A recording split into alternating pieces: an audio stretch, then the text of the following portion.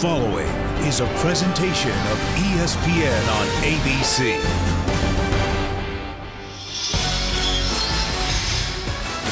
Welcome to ESPN College Football, presented by Arby's.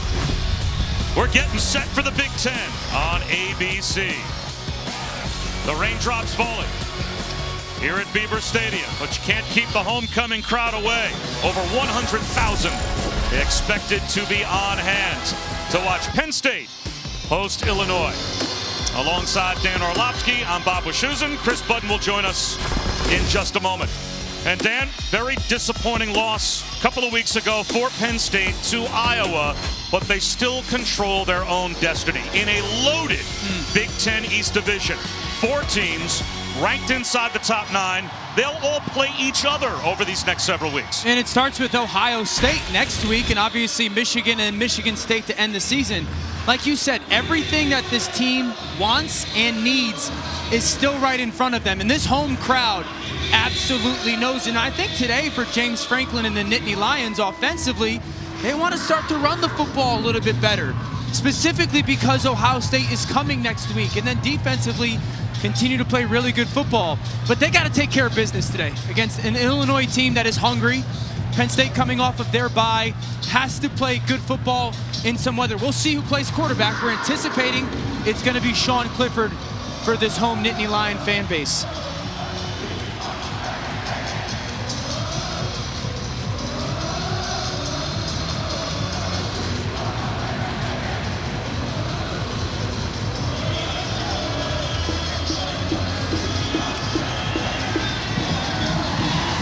His homecoming crowd is ready. Here come the Nittany Lions.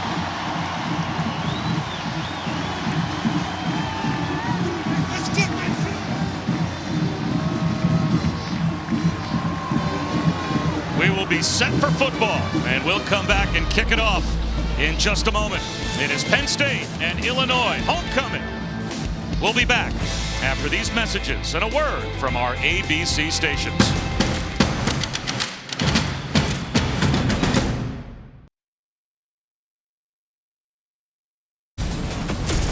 Penn State won the toss, deferred to the third quarter, so it will be Illinois starting with the football. Bob Wischusen and Dan Orlovsky upstairs. Chris Budden downstairs. And Chris, the question this week, who would play quarterback for Penn State today? Well, Sean Clifford is going to get the start today after suffering an undisclosed injury against Iowa 2 weeks ago. Before the game, head coach James Franklin told me he felt confident in what Clifford showed them at practice on Tuesday and Wednesday, that he would be good to go. He looked great in practice and pregame warm-ups, didn't look hampered, and also wore no extra protection or braces.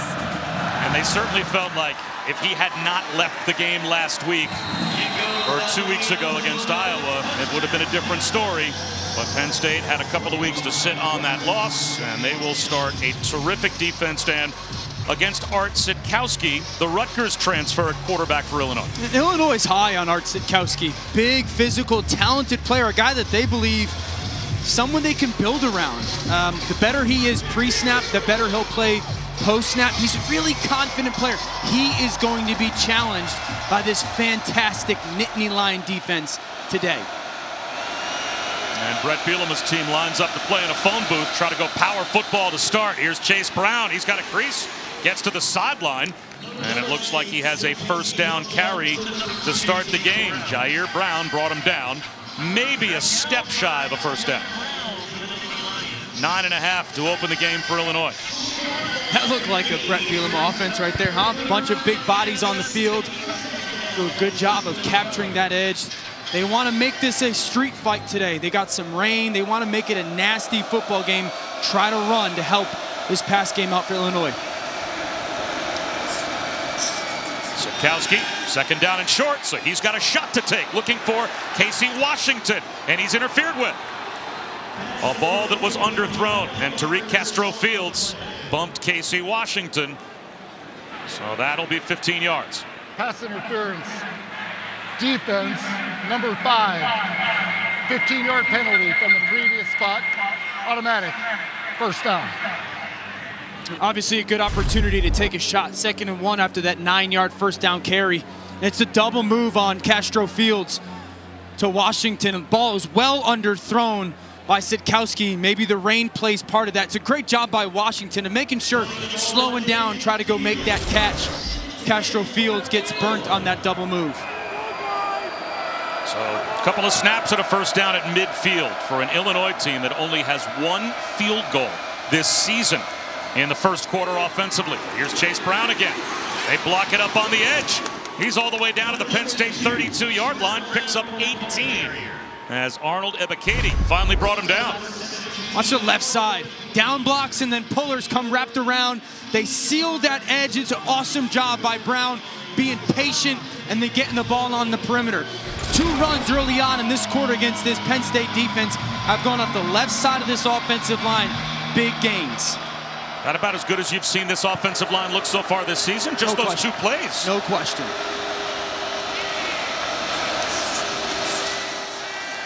Sitkowski rolls out. Sidearms one to the sideline, and it may have been picked off on a dive. Curtis Jacobs gets the takeaway. And the early momentum shift created by the Penn State defense.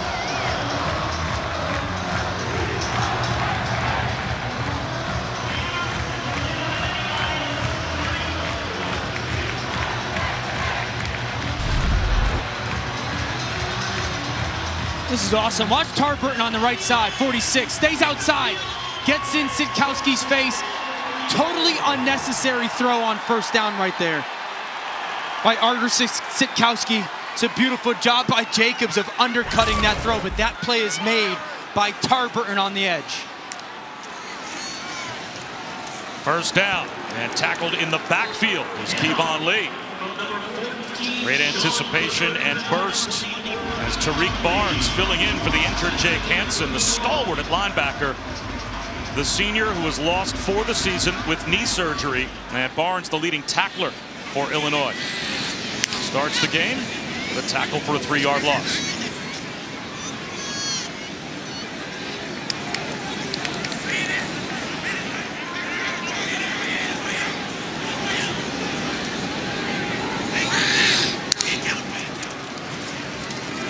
He on second down and long, bottled up, got a yard. So when you're dealing with sudden change, your defense goes out there and forces 3rd down and 12. Dan, now it's on Sean Clifford. And this offense, and specifically Sean Clifford, really not meant to play in 3rd and long. The offensive line has been good this year, and this is where Illinois defensively tries to get after people. Sean Clifford does a really good job in situations of understanding, don't force the football, and using his legs to try to create some extra time in their pass game.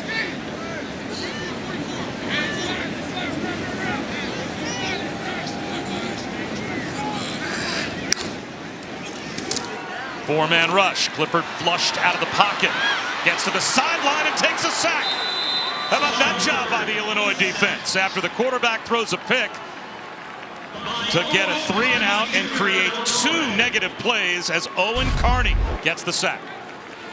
This is a beautiful job by Carney in the middle. They put him in a pass rush situation. He gets in the middle of that offensive line and just continues to chase down Sean Clifford. This is when your coverage matches your rush. They force Clifford to his left on purpose, and then Carney chases him down. What a great job on that sudden change by the Illinois defense. Jordan Stout handles all of the kicking duties for Penn State. He's the punter and the place kicker, and skies one to the sideline. A bit short, out of bounds near the 35-yard line of Illinois. Good field position for the Illini. They came to play. There are flags back near the line of scrimmage, though.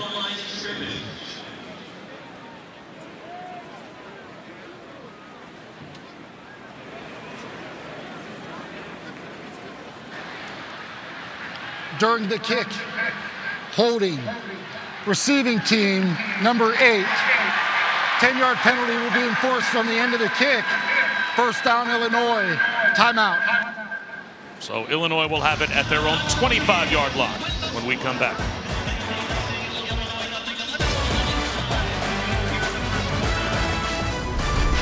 College football on ABC is presented by Arby's. We have the meats. Back in State College, the Nittany Lions scoreless with Illinois. Bob Wischusen, Dan Orlovsky, and Chris Button taking a look at our keys to the game, Dan, brought to you by Jared. Well, for Illinois offensively, you got to turn this into a dirty game at the line of scrimmage, just physically, right? Try to push Penn State around, and then we saw it in the first drive. Make Clifford move, see how he feels.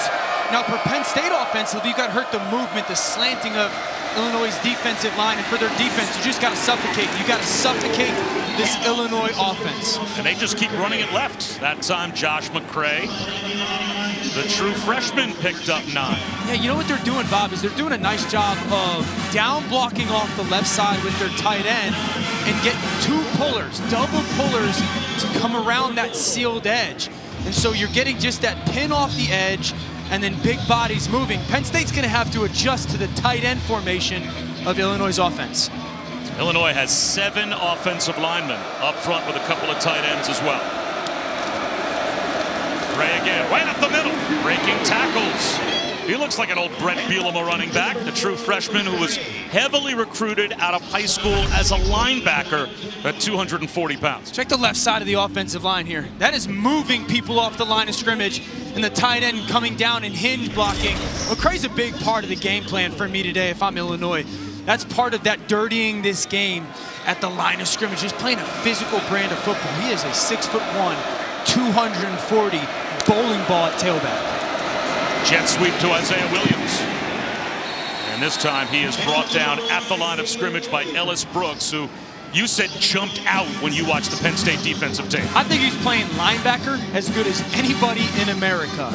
He plays so well in space, tackles really good, he's super instinctual, and you've talked to Brent Pry, the defensive coordinator for Penn State, who asked why. Why is it kind of clicking? And he said he's really invested in himself, and he's applied, and it's starting to show off. He's playing really good football.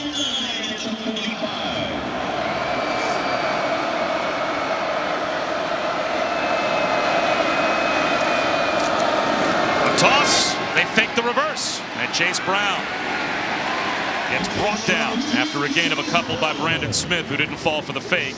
And now Illinois will be faced with 3rd down and a long 7, close to 8.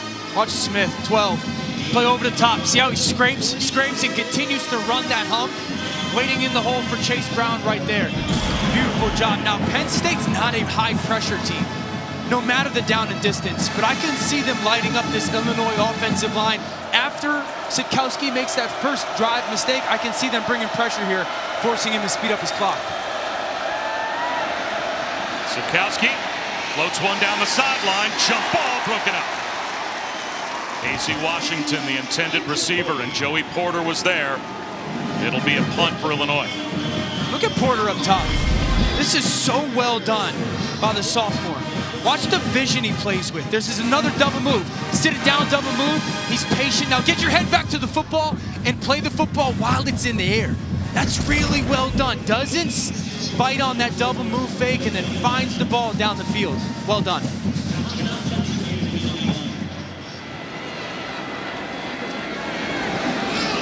Little delay to allow the coverage to get downfield, and Jahan Dotson forced into a fair catch inside the 15-yard line. So a 42-yard punt from Blake Hayes that pins Penn State deep.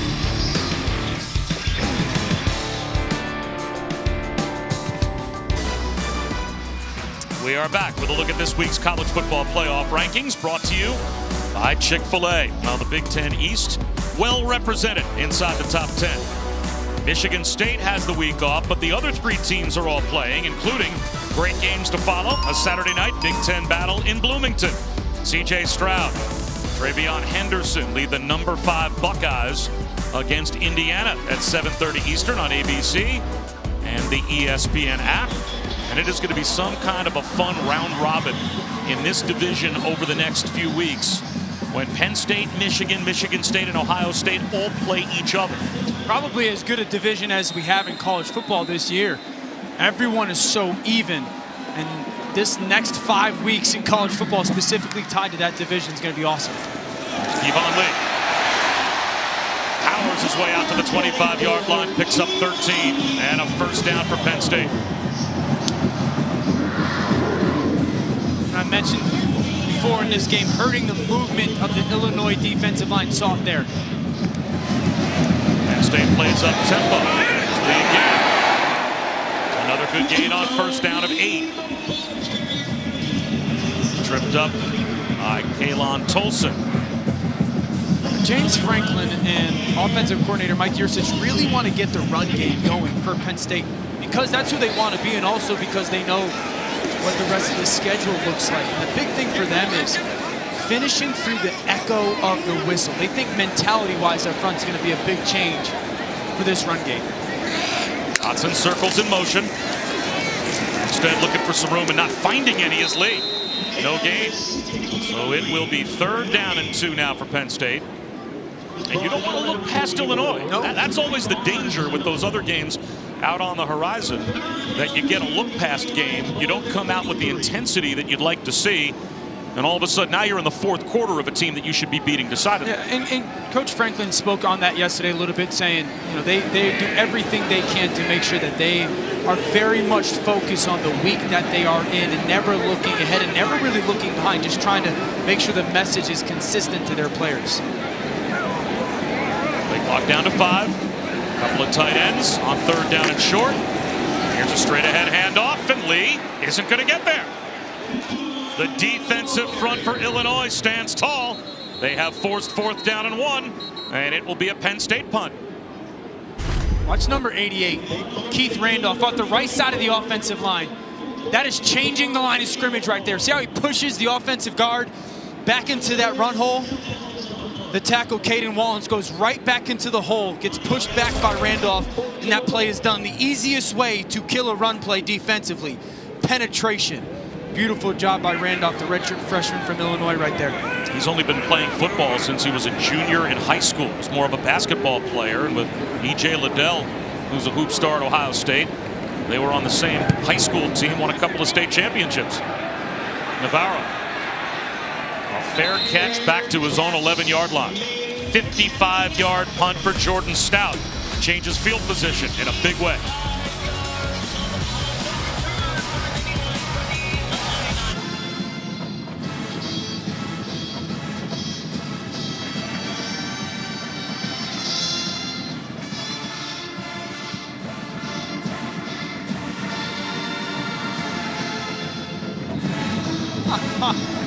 I didn't even tell you to say that. How good is that? I can't not love you more after that comment. He was sleepy Thursday morning when I dropped the hammer on him again this week. Illinois off to a good start with 47 yards rushing. They have leaned on their offensive line so far. Here's Chase Brown. This time he's got nowhere to go, and the ball pops out. It rolls back towards the goal line. The officials did not blow the play dead. They did not rule that Brown's forward progress had been stopped.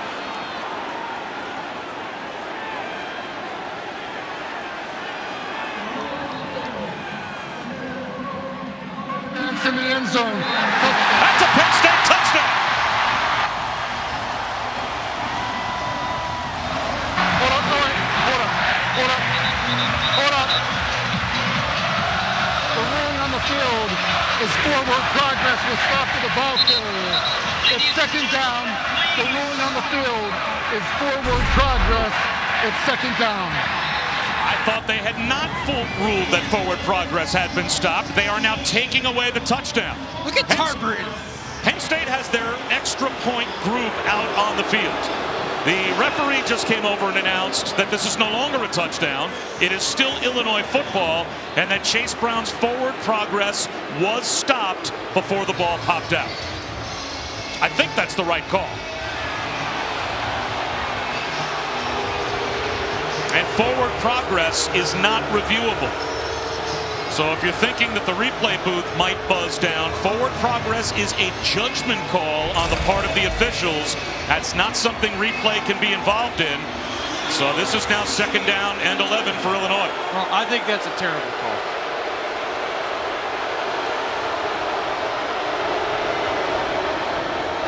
Chase Brown gets another chance. And he's out to the 18-yard line. It'll be 3rd down and 3. Tarburton comes down the line of scrimmage. That's awesome. That is just finishing a football play. I don't understand how you can say forward progress was stopped right there. think that's a missed call by the officials.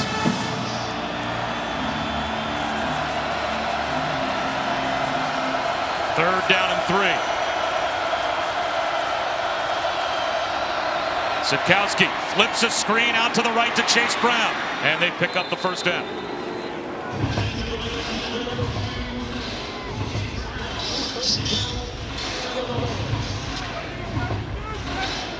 It's a good conversion by Illinois on offense. Handling, being backed up in Penn State's student section. Third and short, little dump off to Brown. Man coverage, good execution. Again, a couple of tight ends, extra offensive linemen in the game. And here's Brown, finds a cutback lane. Still on his feet, spins all the way out to the 40-yard line for a first down. Well, this offensive line is responding. After Brett Bielema this past week created some controversy when he said this.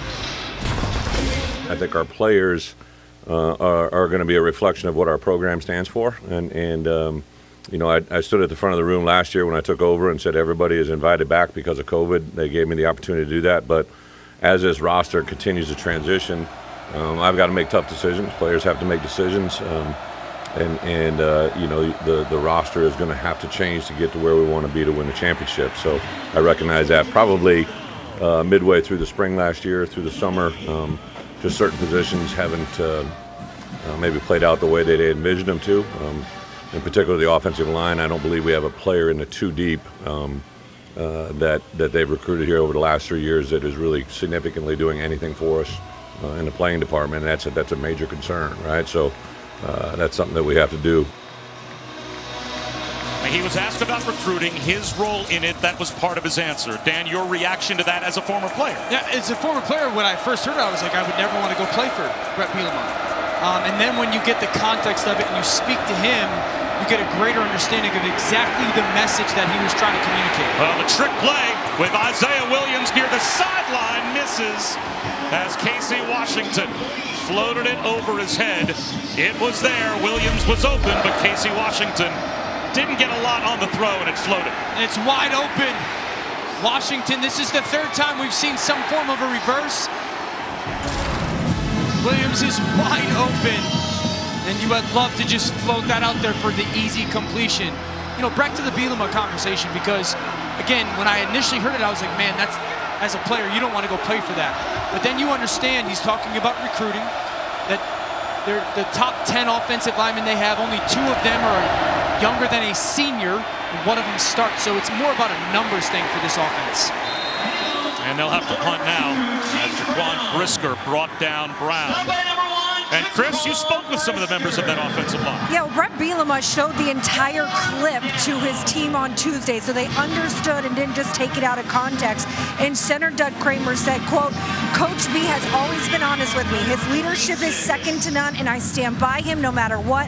I see it going on Twitter, going off, but what really matters to me, what matters to this team, is the individuals inside this building feel, and we all have Coach B's back. I thought it was good that he handled it with his football team that way, that he addressed it, he got out in front of it. Most of them didn't know it was going on until they had kind of revealed it to the offense. And he wanted his guys to know that's not what I'm about and that's not what I represent. And I don't know him that well. It's the first time I've ever talked with him, but I'm taking him at his word. I think, again, social media made it sound like something, but once you hear his reasoning of why what was said, you have a better understanding of what he was expressing. I've called a lot of Brett Bielema games over the years. I was very surprised when I heard that quote. Didn't seem to be reflective of him at all. And look at the numbers. Yeah. I mean, where would you want to go and who would you want to play for if you're an offensive lineman specifically? And so many of those offensive linemen, when he was at Wisconsin, then even at Arkansas, that he put into the NFL, they were not the highly regarded guys. They were not the 4- and 5-star recruits. And he turned many of those players into NFL, not just players, but a lot of them top draft choices. And I would think that if a player got to know Brett Bielema, yes, the Brett Bielema we always knew at Wisconsin, and the one I think we'll eventually know at Illinois, I don't think he's going to have a problem recruiting. Yeah, and that was his clear message of that's not what I represent. And he was really speaking to, usually we have 12 to 15 offensive linemen on scholarship. He said next spring, if they don't bring anybody in, they'll have 9. So again, it was more of a numbers thing for Brett Bielema, but he knows how to recruit and develop offensive linemen. Penn State backed up, and there's the hookup. Clifford to Dotson. The ball pops out, but it's covered up by Parker Washington. Although they may say that Dotson was down. Nonetheless, it is a first down. It is a catch and fumble recovered by the offense. First down. So it is ruled a fumble recovery by Parker Washington. That's the first pass attempt from Clifford. See the patience by Dotson off the line of scrimmage? A little bit of change of tempo. You set him on the outside. That's how you run a slant for somewhat press bail coverage. Get that corner to back off. You press him to the perimeter and then cross his face.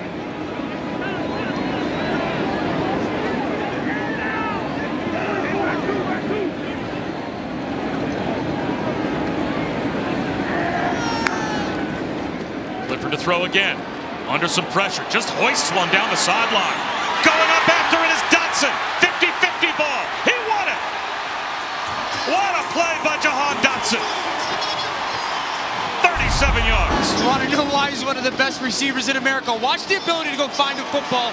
Look at the speed, and now go hunt. Elevate. Out-jump 3 defenders. Martin waiting there for Illinois. That is the rare special trait that Dotson has. He has so much confidence in his hands, which are special, that he plays with such legit speed to and through the football. Artavius Martin thought he was going to catch an interception like a punt. He was just waiting for the ball to fall in the breadbasket, and Dotson went up and got it. There's the slant. Loose. Keandre Lambert-Smith to the house. Touchdown.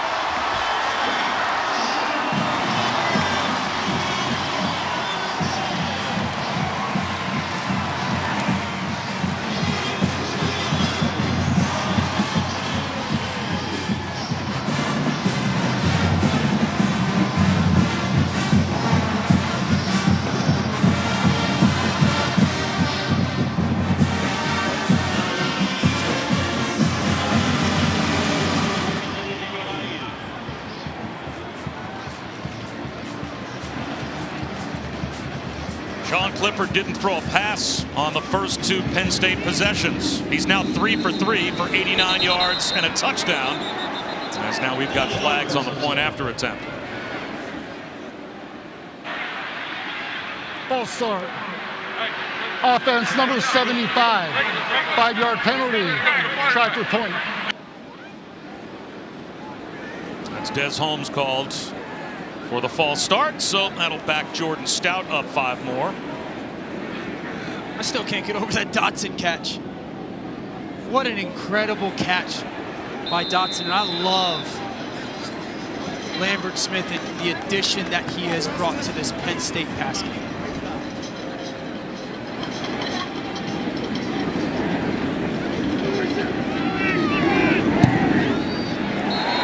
And now Stout adds the point after.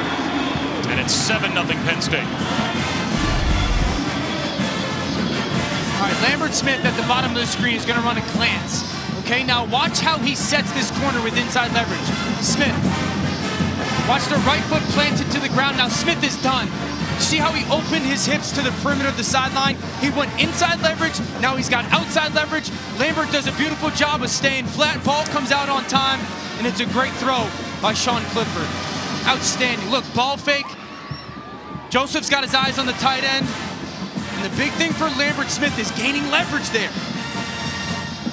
But it is all because Dotson's reception. When this ball was in the air from Sean Clifford, I'm like, this is an interception.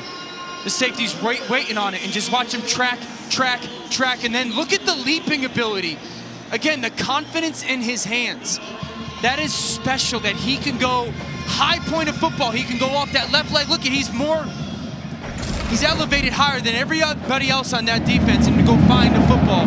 A great catch. Fair catch by Donnie Navarro. Let's get back to Kevin.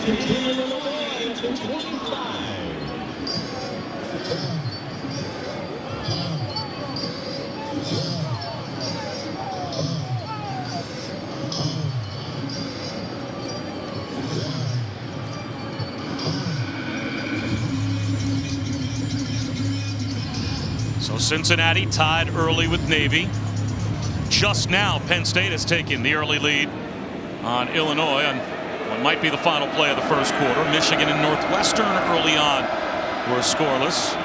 It's McCray, and that will end the first quarter with a 1-yard run. So teams in the top 10 with big games on the horizon, struggling a little bit as we start off this college football Saturday. 7-0 Penn State after 1.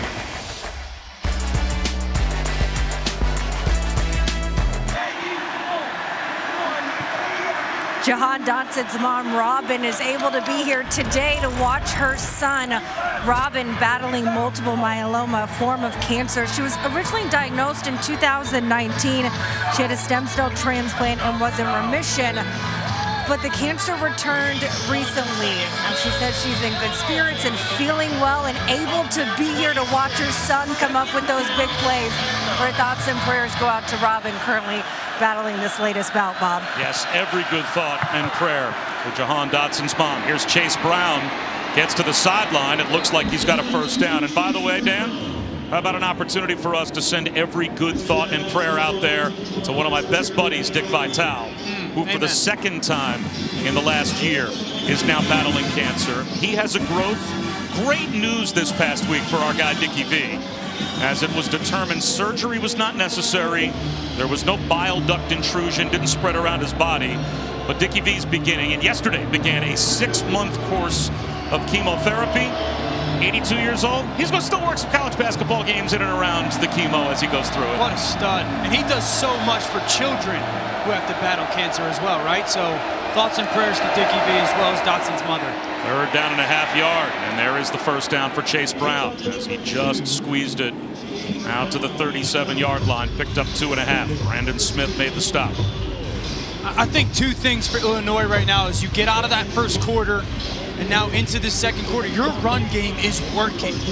So you go right at Penn State. You make Penn State stop this run between your A and B gaps, and then 2, the left side of your offensive line is really controlling this line of scrimmage. This is not moments to get cute. Continue to run right at the Nittany Lion defense. Josh McCray this time. 2 more. Curtis Jacobs made the tackle. You know, Penn State lost. They're probably their best player, P.J. Mustipher. So the interior of this defensive line has been tested. They've lost 3 starters this season from the interior of their defensive line. Guys have to step up. Tangelo's been great. Ellis has been great. Desert's got to have to get some more snaps, but you got to really challenge the depth of this defense right now. And Mustipher, as you can see, out for the season. Play action. Under pressure, and the ball pops out as Sitkowski is hit. It's loose, and it looks like the Nittany Lions have it. Brandon Smith, pass rush, and the knockout. And now late flags are thrown as they try to untangle the pile. And now they're going to say that the ball was recovered by Illinois. Devon Ellis came away with the football, but an official signaled Illinois' direction in terms of possession and the flags being thrown. They'll have to sort this out. Watch Smith scrape off the left side, time it perfectly. Now I'm unblocked, he sifts his way through. Sitkowski has no vision of him, and he hits him right in the chest. Great job. Watch how he moves his helmet to the side here. Recovered by Penn State. After the play, personal foul. Unnecessary roughness by the recovering team, number 56, for pulling a man off the pile. The 15-yard penalty will be assessed from the dead ball spot. Penn State keeps the ball, 1st and 10. So that was an errant signal by one of the officials. Clearly the ball was recovered by Devon Ellis. So it is Penn State football, but they'll back up 15 because Amin Vanover was called for the unsportsmanlike conduct foul of pulling a player off the pile. And I'm telling you, as a quarterback, those hits are the worst. The off-the-ball linebacker that hits you with a running start with his right in your chest are the ones that hurt the most. Because they're coming with such speed and they have such leverage on you. See how Sitkowski got kind of hit right in his chest? Those are the ones that you get your breath taken away. It's a beautiful pressure by Smith. Second turnover by the Illini. And great field position even after the penalty for Penn State. at the Illinois 40-yard line. 8 on the play clock as Clifford changes the formation. Down to 3 to get the snap off. He does. There's Noah Kane. 2.5 yards on first down. And we talked about this Penn State run game, and we spoke with Coach Franklin and their offensive coordinator, Mike Yursich. Okay, how can it get better? And they kind of put it upon themselves a little bit. Coach Yursich said, I got to get us into better run situations. You know, better advantages, whether it's leverage or angles for us, more complementary stuff, plays that look similar to our pass game. I think that's why we're seeing some stuff of looking to the sideline, trying to get into some better or best type of run opportunities.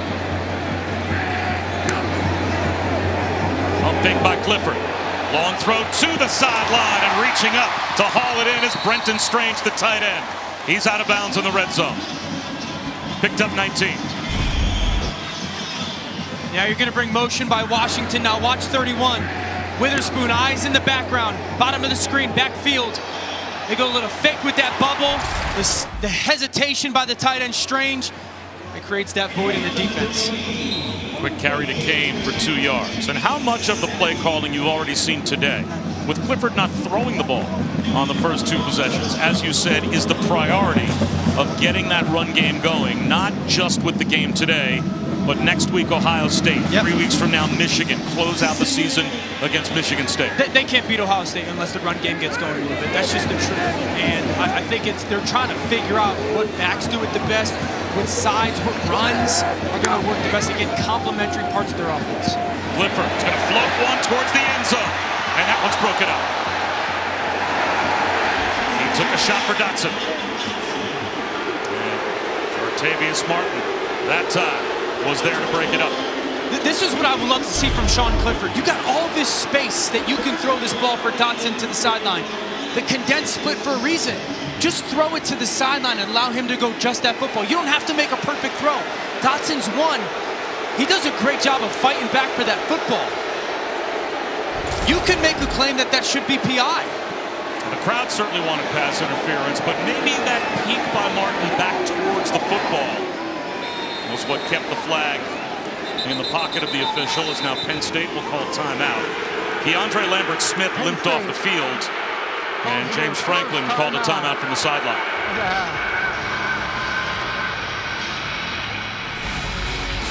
Third down in the red zone for Penn State when we come back.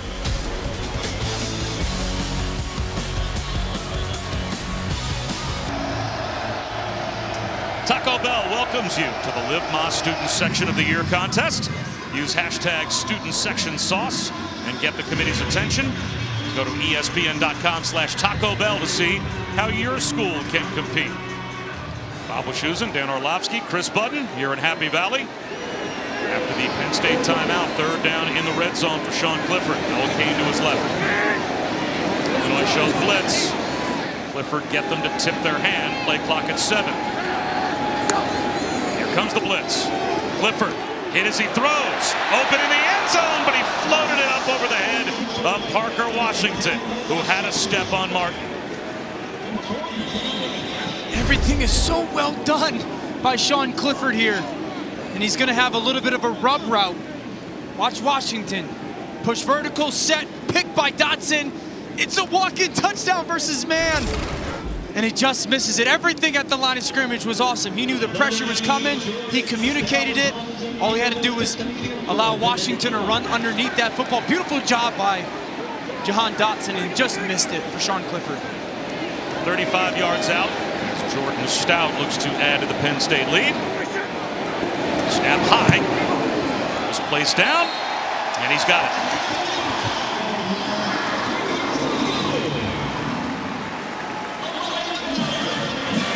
So Brett Bielema's defense gets a red zone stop and a bit of a break as Sean Clifford missed Washington for what could have been a touchdown.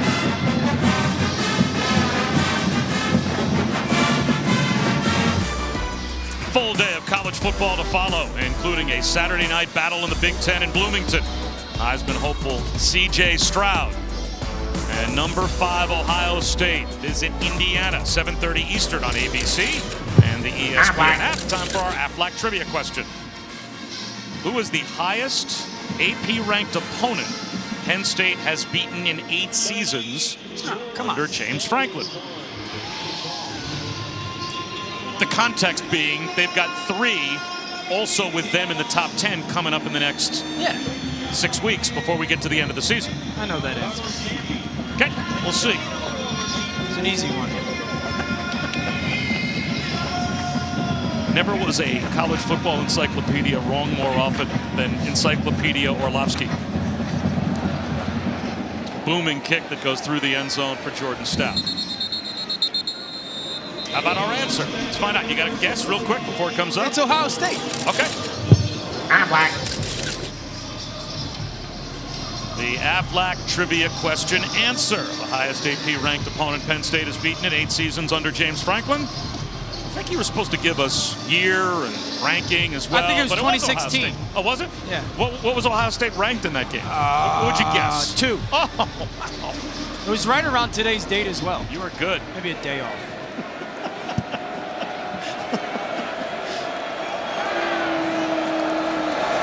Back to the ground attack. And barely back to the line of scrimmage goes Josh McCray.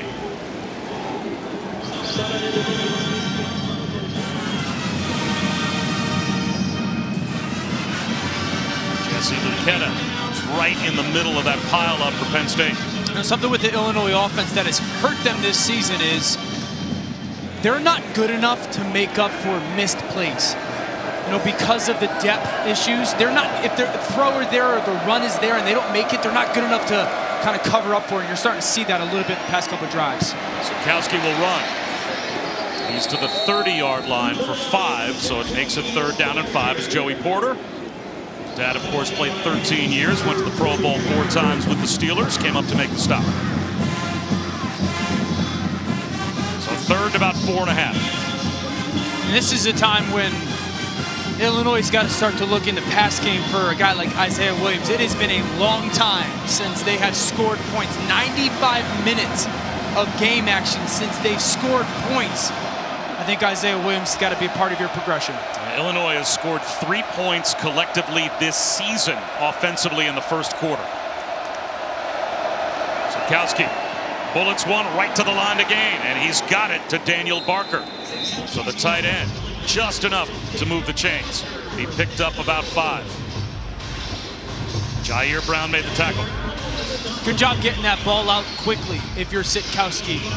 They motioned Barker over versus man coverage, got the matchup that they wanted against Brown. Quick little out route. He keeps outside leverage. Ball's got to come out quickly. And back to 7 offensive linemen and 2 tight ends up front. Another handoff to Chase Brown. Straight ahead run. 4 yards out to the 40-yard line. And Jair Brown was in on the tackle along with Kalen King, and now one of the offensive linemen is down and hurt. And it looks like Vidarian Lowe, the starting tackles, holding his right knee. That's one of your longtime starters on the offensive line there. We'll check on Vidarian Lowe when we come back.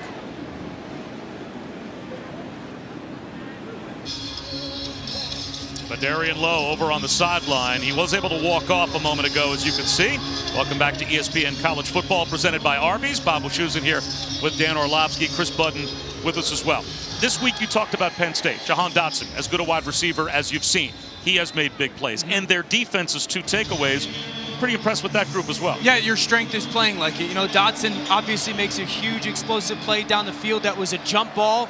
And their defense has got 2 takeaways, could have been 3, and has really settled in into the second quarter, somewhat slowing down the Illinois run game that for the first quarter had some success.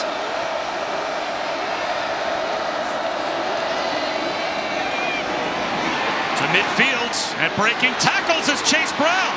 It's only the second time in the game that Illinois has crossed the 50, but it's a chunk carry for Chase Brown.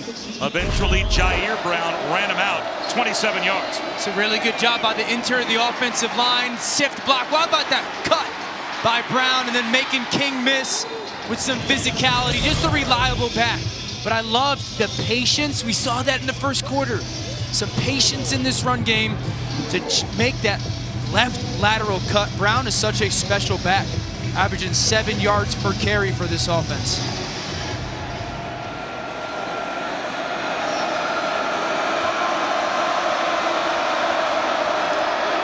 Gray brought down at the line of scrimmage.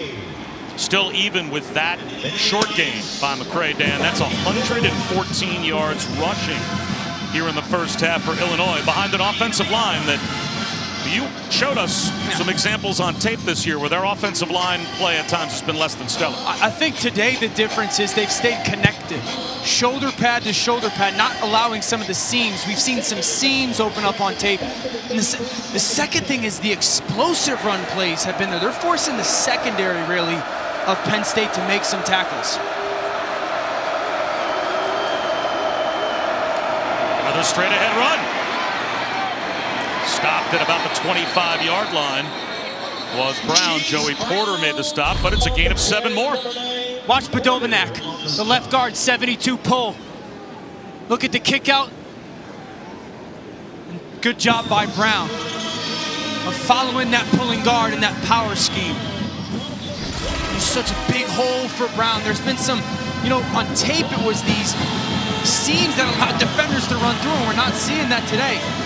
Do they stick with the run here? Do they try to get the ball to the tight end in the passing game? I think you run the football here thinking maybe 4-down territory. Chase Brown already over 100 yards. Instead, they'll just push the pile with the quarterback on 3rd down and 2, and Art Sitkowski looks like he has enough.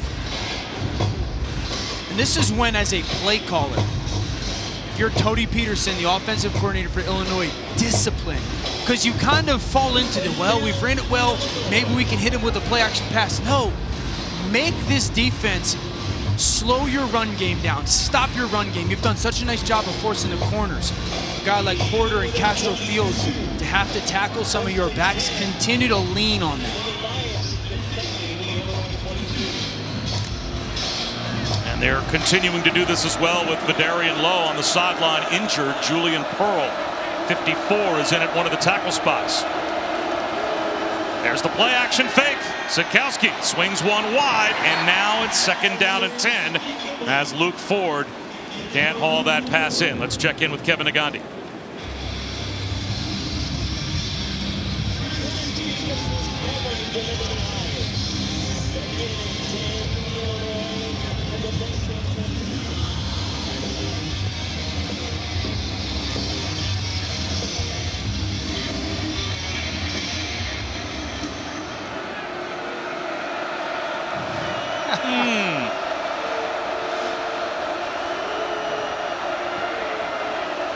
Couldn't hold Booger down for long as Josh McCray. Check that, Chase Brown found a cutback lane and gets down to the 11-yard line. So another big 3rd down coming here for an Illinois team that's now going to go over 100 minutes since they last scored a point. But they're 4 for 6 on 3rd down here in the first half. And they've gotten, if it's 3rd down in somewhat 3 to 4 manageable range, they've been able to run the football or go to their short passing game. And I think that is going to be the focus for them offensively. They love the short passing game to their tight ends in these 3rd and short, 3rd and manageable situations. Here's McCray. Cut down, but picked up a 1st down inside the 12-yard line. Boy, if Jair Brown doesn't make that tackle, Josh McCray's in the end zone. And that's the story right now in the first half, run game-wise. They are getting the ball to the 3rd level of Penn State's defense. We've seen Castro Fields make some tackles. Porter, Kalen King, Jair Brown, Brisker. These secondary players are forced to come up and make tackles. Lean into that, Illinois. Do not get cute here. Marchese now in as the fullback. McCray is the tailback in the eye. Uses the stiff arm. Another one out of bounds inside the 10. But who makes that tackle? Castro Fields pushed him out. Exactly. That's the corner. That's the corner making the tackle. So right now at the line of scrimmage, you have to be honest that Illinois is winning the line of scrimmage.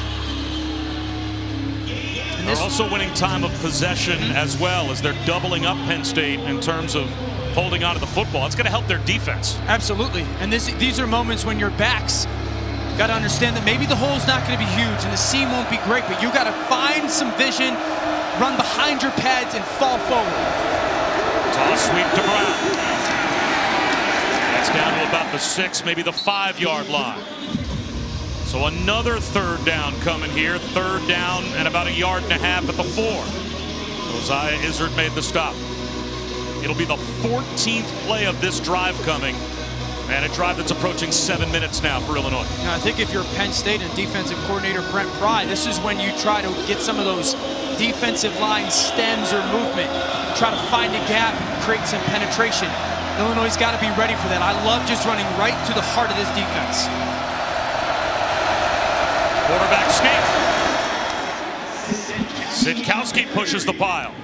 Down to about the 2-yard line, very close to the line to gain. It looks like he's got it.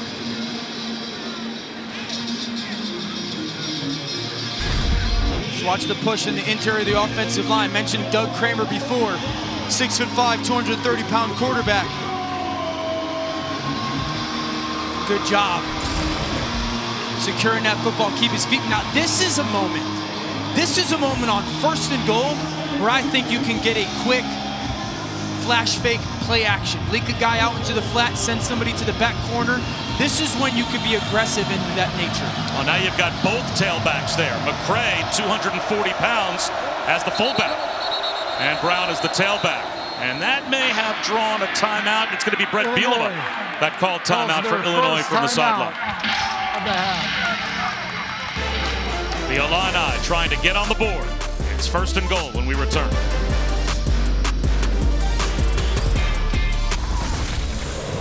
This season, along with their contributions to universities' general scholarship funds for every field goal and extra point made, Allstate will also be donating to the American Red Cross to help with disaster relief efforts. Thank you to Allstate.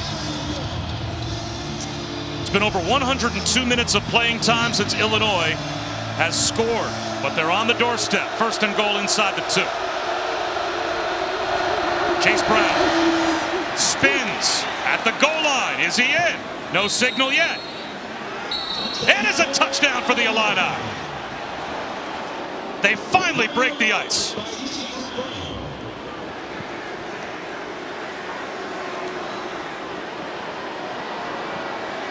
And how about the first half for Chase Brown? This is all Chase Brown now. He gets hit at the 2.5-yard line and just strength spins off the tackle. Watch, he's going to get hit at about the 3-yard line. Spin, keep his feet going. Izzard has a chance at him, and he just does a great job. I talked about it before. He has this great ability to just constantly fall forward. That's the perfect example of it. I love the fact that they come out of that timeout and continue to run the football with those big fellas up front. What a beautiful drive by Illinois. The discipline of the play calling stood out. 15 plays, 13 runs, yeah. And Brown is able to get it in the end zone. Let's go back to Kevin Negandhi.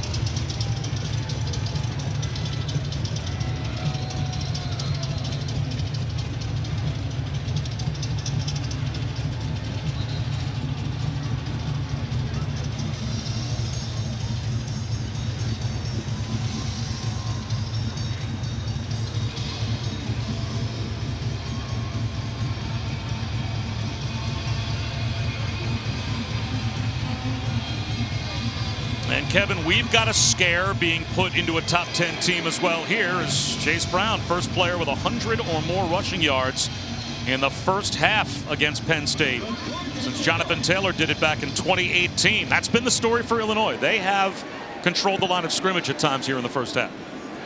Their offensive line has played spectacular football, and Chase Brown has answered the bell. These big fellas have pushed the line of scrimmage. It was early on, really running off the left side of that offensive line. He's had great vision. They've captured some edges, and he has not hesitated. Then they've had pullers, and he's allowed those guys to get out front. And again, he's been patient behind blocks, and then he's had beautiful cuts.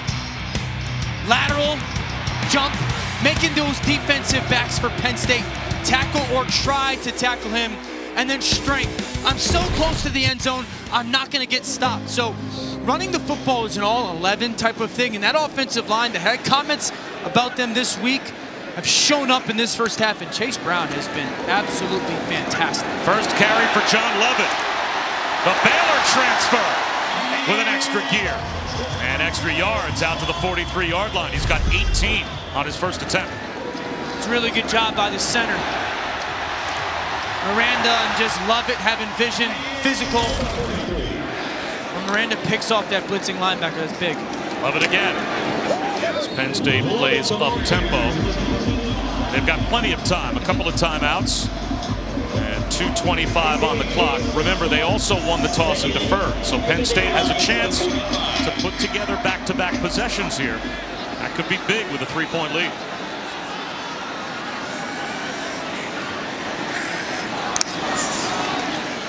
Play action. Clifford, low. And a flag out. Flags thrown on both sides of the field as Dotson was the intended receiver. Tony Adams was covering Jahan Dotson. I think it might be offensive lineman downfield.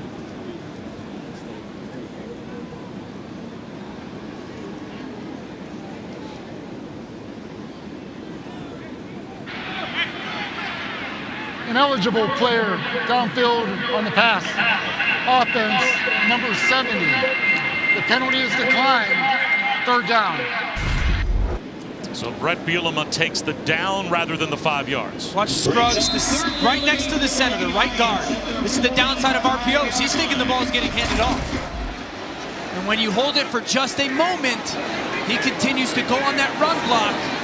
It creates that man downfield. So 3rd down and 8. It's a 4-man rush. Clifford under pressure, and he's going to go down. The pocket collapses. Kalon Tolson got there first for Illinois. And now Sean Clifford is down on one knee. He is shaken up. Calls their second timeout in the half. 30 seconds to play. So Illinois calls a timeout. Sean Clifford a little wobbly coming off the field. That's Tolson one-on-one versus the right tackle. Caden Wallace just speed rushes around him. There's a little bit of stunt by the Illinois defensive line, but that is one-on-one, a beautiful pass rush. Clifford nowhere to go with the ball. Great job of holding on to it. We'll be back in 10 seconds. Now a look from Ram Trucks. Ram Trucks, built to serve.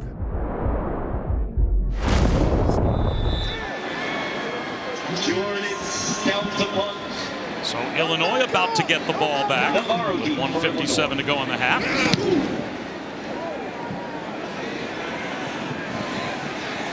And this punt will spin down to about the 6-yard line. Perfectly executed by Jordan Stout. 55-yard punt. Chase Brown is a guy that averages 7 yards per carry. First 5 games, probably just didn't get enough touches. The production was there, but it was really an offense not getting enough snaps. In this first half, specifically that last drive, they've been able to have snap after snap, and you're starting to see a tailback somewhat impose his will on a defense, specifically in that run game. I still think you don't try to be fancy here if you're Illinois. You run the football on these first 2 downs and not try to get anything too creative. And they will run it with Brown. And he bounces it outside. Adds to a big first half. Well, that might change the strategy a little bit now that you are all the way out to your own 23-yard line, still with a timeout. Let's check in with Chris. Quick update on Sean Clifford. When he came off the field, he came down to a bench, sat by himself, gathered himself. He didn't receive any treatment or went into the medical tent. Here's Sitkowski on a quick out to the sideline, close to a first down, as Donnie Navarro hauls it in. So we'll keep our eyes on Sean Clifford, make sure he's okay, as he was knocked out of the Iowa game 2 weeks ago, and that's when that game really changed. Absolutely. And I think for Sean, he's just trying to figure out, okay, how do I play well enough in this second half to figure out a way to win this football game? Sitkowski right at the first down line to gain and slightly passed it to Navarro. He's got a first down. I think in this 2-minute drill for Illinois, you got 2 timeouts left. There's a minute left on the clock. So your number one focus is one timeout? One timeout for Illinois. Thank you. Your number one focus is where do we have to get to for a bare minimum field goal attempt? And I still think because of that one timeout, you can utilize some run game. I don't want a mistake to hurt our football team here.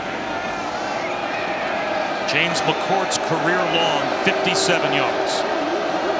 Not sure in these weather conditions on this field you'd want to try one from that far back as Sitkowski pump fake, pulled it back down and pays the price. The pocket collapses and he will be sacked. Again, Jesse Luketa was there on the pass rush. See number 40 bouncing out of the backfield. And Luketa timed this snap absolutely perfect. I thought he was off sides. Now Penn State will use a timeout.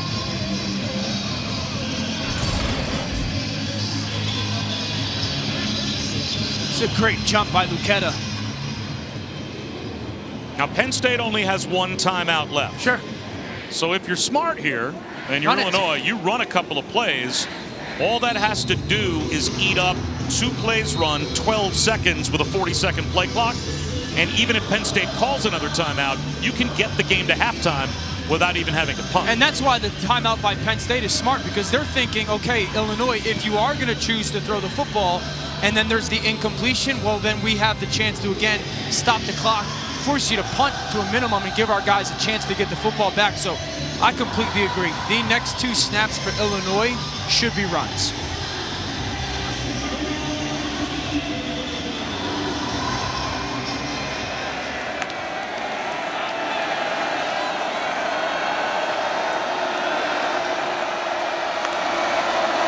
Sitkowski to throw to the sideline.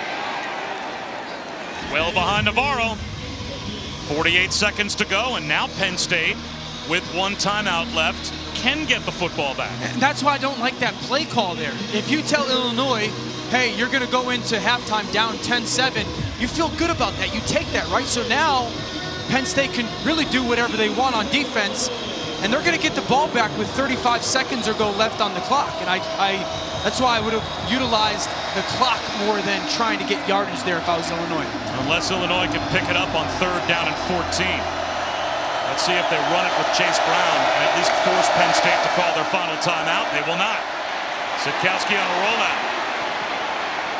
Hooks one up the middle of the field, and it's dropped by Ellis Brooks. Easily could have been picked. Boy, Illinois, Dan, I think is mismanaging this last minute in a big, big way. There's no question, and they got away with a huge drop by Brooks.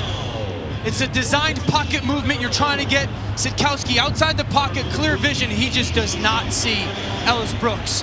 And if he doesn't catch it, which he doesn't, I think it's going to get picked off by Brown as well. That is a complete dodge of a bullet there for Illinois. Now you're punting it to Dotson. It's a line drive kick down the sideline. And it will go out of bounds at the Penn State 32. So now Sean Clifford has a timeout in 33 seconds that they didn't need to give him.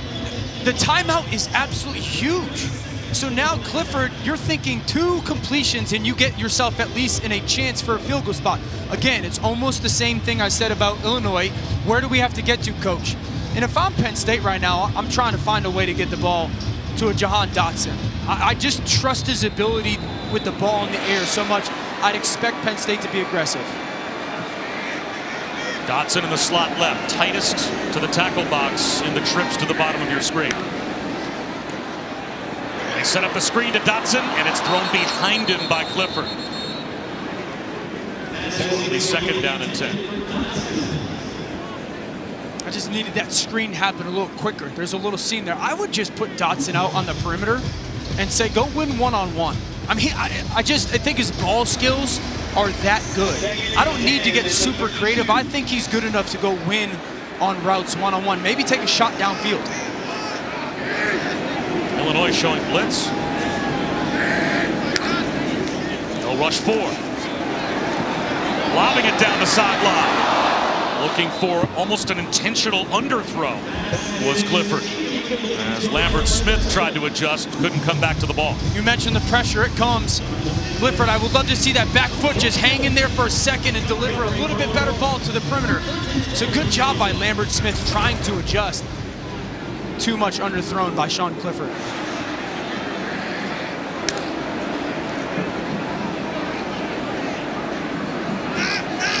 Looks like you're going to get man-to-man coverage again. Illinois on defense, they're trying to single up Dotson up top. 5 straight incompletions for Clifford. 3rd down and 10. They'll run it with Levin. Now the crowd not happy with the conservative call, but Penn State will start the 3rd quarter with the football. And they are going to be happy, I guess, to take this to the locker room, although one last timeout will be called by Illinois. Calls their 3rd and final timeout of the half. 30 seconds and left. Yeah, so I hated both of those play calling situations by both teams. I thought Illinois was way too aggressive and Penn State wasn't aggressive enough.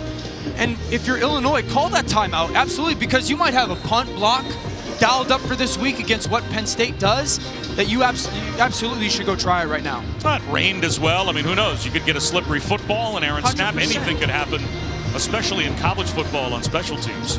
I'm just so shocked that you have a 3-year starter at quarterback and one of the best receivers in college football, and on 3rd and 10, you can't give those guys a chance right there. I'm not handing the ball off there. I'm giving those guys a chance to go win versus man coverage.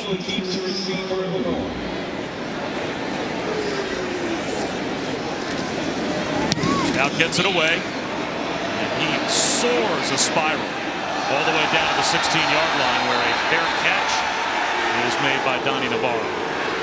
53-yard punt.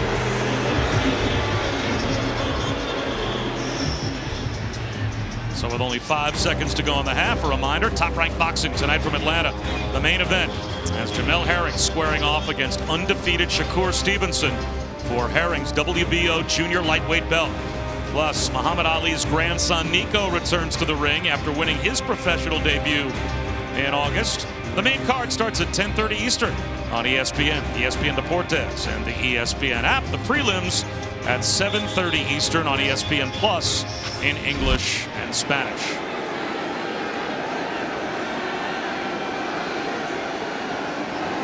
Hand off to McCray. What will be the final play of the first half? And Illinois right in the game with Penn State. A field goal difference as we get to halftime here in Happy Valley. 10-7. Penn State has the lead. Coming up after the break, Kevin Nagandi and Booger McFarland. They'll have all the highlights and scores. Stand by for the Capital One halftime report.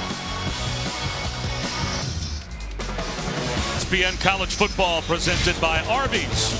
You're watching the Big Ten on ABC.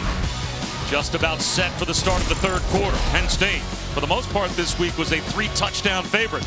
They only have a 3-point lead as we begin the second half. Bob Wischusen here with Dan Orlovsky. Chris Budden is with us as well. You wondered how the Illinois offense, especially with the comments that Brett Bielema made regarding their offensive line, would come out and react. 134 yards rushing in the first half for Chase Brown alone. Yeah, not bad, right? And the reason that they're only down 3 and have a chance to win this football game is because of the run game. Chase Brown has been fantastic. It started early on. They saw something on the left side of their offensive line that they felt good about, and Chase Brown did not waste time. Zone scheme, then they got double pullers, and he runs behind them.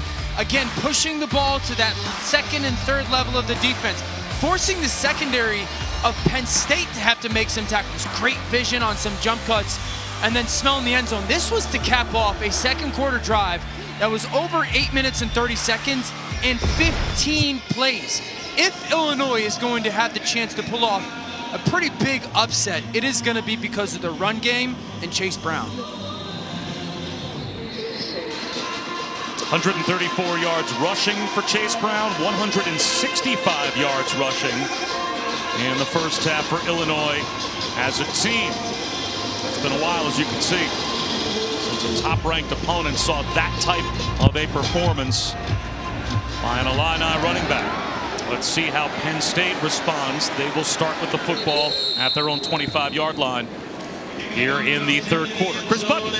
Talk with both coaches, and run game was the theme throughout. For James Franklin, said defensively they have to stop the run. They said Illinois came out with those heavy set 2 extra lineman packages that they were not prepared for. They said on offense they also have to commit to the run. That was the game plan going in. You saw at the beginning of the game they need to get back to executing some run game. For Brett Bielema, he said, I told my guys, you need to play 4 quarters strong on the road. You've done 2 of it, you got to do 2 more. Also need to continue running the football, and they cannot give one away with interceptions or fumbles. And 2 turnovers in the first half is probably the biggest reason why they are behind. As Clifford to the air, and that's batted down at the line. Seth Coleman was able to knock one down. It'll be 2nd down and 10. Or that was Tolson, rather. It's a good job by Tolson. Right side of your screen. Another RPO. Clifford pulls it. He's just got vision on him. Gets that big right hand up there to knock that down. Good job. I like it. Motion Dotson. Dotson's got to get more touches. Start on the ground here with Kevon Lee. Picks up 4 yards. So it's 3rd down and 6. Owen Carney made the tackle, and now Lee is hurt.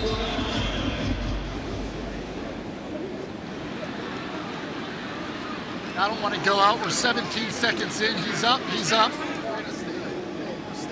All right, I guess we're staying. All right.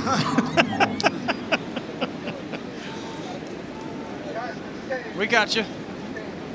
Well, John Lovett was injured in the Iowa game. He has been able to come back today. But there have been some injuries through this group of running backs for Penn State this year as well. And James Franklin wasn't entering this week of practice 100% sure how healthy his stable of running backs would be. And I think Kevon Lee was the guy that they kind of wanted to get going a little bit in their run game. This 3rd down, they've seen a lot of man from Illinois. You motion the back out, he's matched by safety, so now you're anticipating man coverage. Again, find your best player.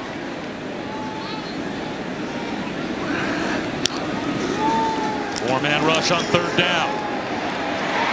And that's a catch made by Parker Washington. That's good enough for a 1st down. He was able to beat Jartavius Martin to the sideline. This is why you motion the back. Washington's in the slot. He's got man coverage. Watch the patience. Dotson comes down, just gets in the way as his defender, forces Martin to run over the top. Kick it to the flat there for an easy conversion. But that's why that information before the snap matters. And Martin's hurt. You know, Bob, I'll be honest with you. I know that we've harped on the run game for Penn State. If Illinois is going to consistently line up, which they have defensively for most of this game, and play man coverage and try to challenge you, you got to hurt them. You got to put the ball into 14 saying, Sean Clifford, you played enough snaps. We got a really good receiver. We can't let them consistently play man against us like this. As Washington in motion, he had the 1st down catch.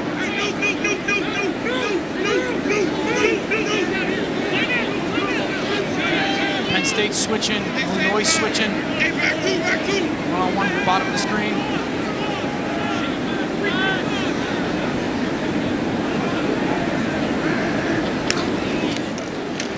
Play action. There's the slant.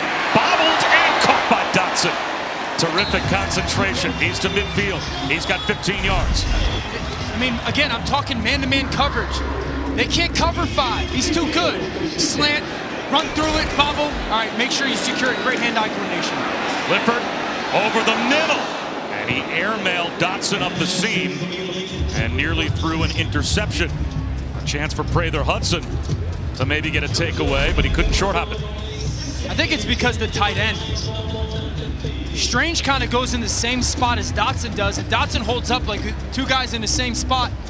There's definitely miscommunication between quarterback Dotson and Brenton Strange right there.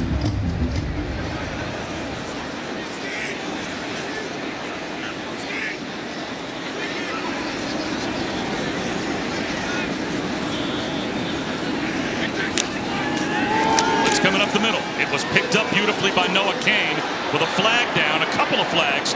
Clifford still had to leave the pocket and throw it away.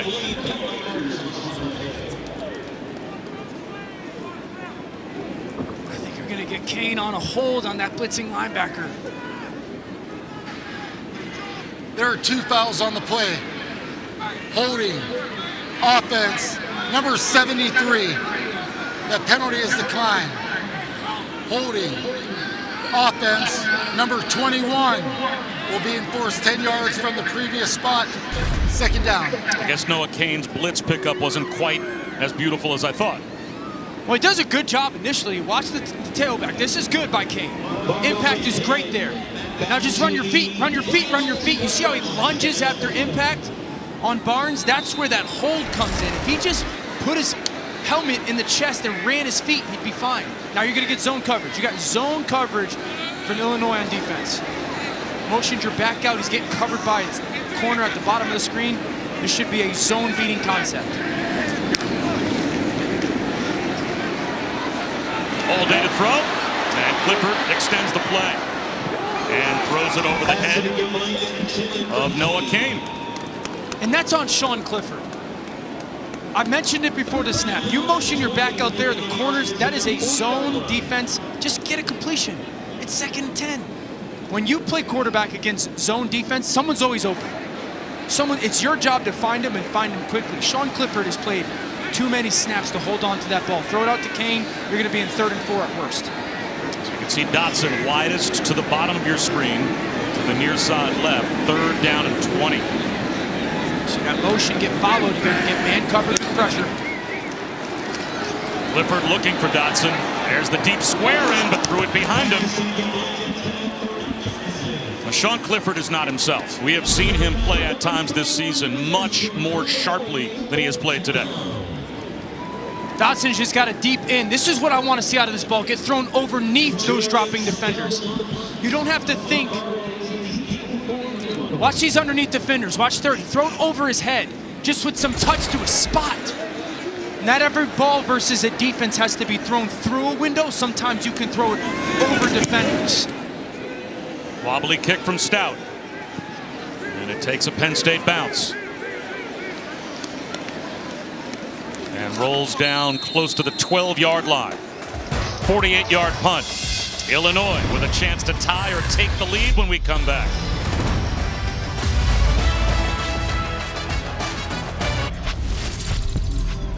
Let's take a look at this story as we honor those who serve. Brought to you by Navy Federal Credit Union. Penn State wide receiver Daniel George's mom, Arlene, was in the Army during her mid-school career. And for 5 years after that, from 93 through 2001, November 7th of last year, it was Military Appreciation Day. She was able to be here, friends and family to watch the Nittany Lions, and Daniel was given the honor of running out the American flag, which he delivered to mom in the stands. Very cool. Great job by Daniel George. Down by 3. Illinois takes over at their own 12-yard line. Josh McCray gets to the edge. Out of bounds the 17-yard line. And Chris Budden, we've been talking a lot about Sean Clifford. What does he look like on the sideline? Well, it's interesting when you watch him because Penn State does not release really any injury information, and whatever injury he sustained against Iowa State was undisclosed, but you can tell like he just doesn't feel great. Now, he hasn't received any treatment, but you see him bending over, you see him when he goes to get the ball, he'll sprint out to the end zone, but they are also very cautious to not let anyone see what exactly is bothering him or what is straining him today. 2nd down and 5. There goes McCray into the secondary. 1st down and more, all the way out close to the 40-yard line by the time he's brought down. 22 more yards for Illinois on the ground. Watch the left guard, Badovanak. 72, climb up to the linebacker. The center, Kramer, reaches that backside backer. This is beautiful. This is playing on the same level. Look at the shoulder pads. Look at the vision by Kramer. Backside, that's so well done. And McCrary, no hesitation. I have said it all first half. The secondary for Penn State is making way too many tackles in the run game right now. Ray again. This time he's brought down near the line of scrimmage. Well, there's one of those secondary players, but that was Jaquan Brisker coming down to play as a box safety near the line of scrimmage. He was ready for Josh McCray that time. And Brisker's a freak athlete. He's got elite speed. He is always near the football. He's probably the heart and soul of this defense now that P.J. Mustipher is out. Very football savvy player. You saw it there. Just touching quickly on that Clifford conversation. I watched him after that 2nd down holding by Noah Cain bend over and start to twist with his lower back. Watching him play, he does not look comfortable. It looks like he's in a hurry. Jet sweep. Isaiah Williams, a little delay. Turns the corner. And the old quarterback gets out to the 45-yard line. Isaiah Williams was one of the highest-rated quarterback recruits, the highest-rated quarterback recruit at Illinois since Juice Williams back about 15 years ago. And now Curtis Jacobs is down for Penn State.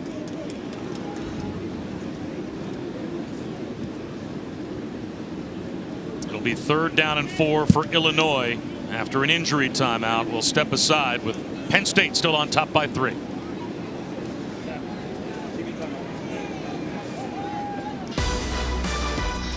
Even more great games to follow, including a Saturday night Big Ten battle in Bloomington. Heisman hopeful C.J. Stroud, Travion Henderson as well, leading number 5. Ohio State against Indiana. That's tonight at 7:30 Eastern on ABC. And the ESPN app coming up over on ESPN at 3:30 as well. Can Clemson finally have a day where their offense gets on track? They have had a rough year. Playing against Pitt. Pitt's offense is rolling. Kenny Pickett might has the chance to emerge as a Heisman candidate. After the injury timeout, 3rd down and 4. The Illini are 6 for 9 on 3rd down.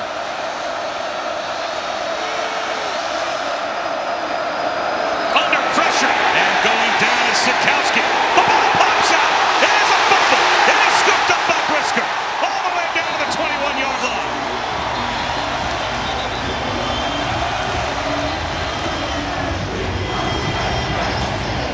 Nick Tarburton got there first.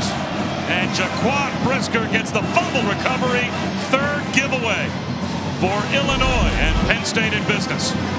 Lights out play by Tarburton. Discipline. You got contained. If the quarterback comes out to you, keep high on his shoulder. Outstanding by the junior. And then it was Derek Tangelo that came in and finished off Art Sitkowski to knock the ball out. Bob, you see how he stays on the upfield shoulder? That's what defenders are always taught. You got contained. You stay on the upfield shoulder. Now, my brain goes back to the first.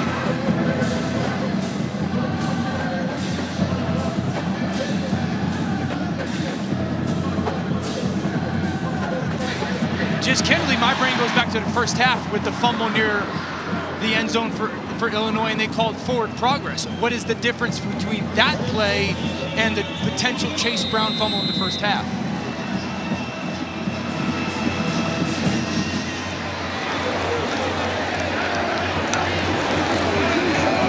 Noah Kane to the 19-yard line for 3.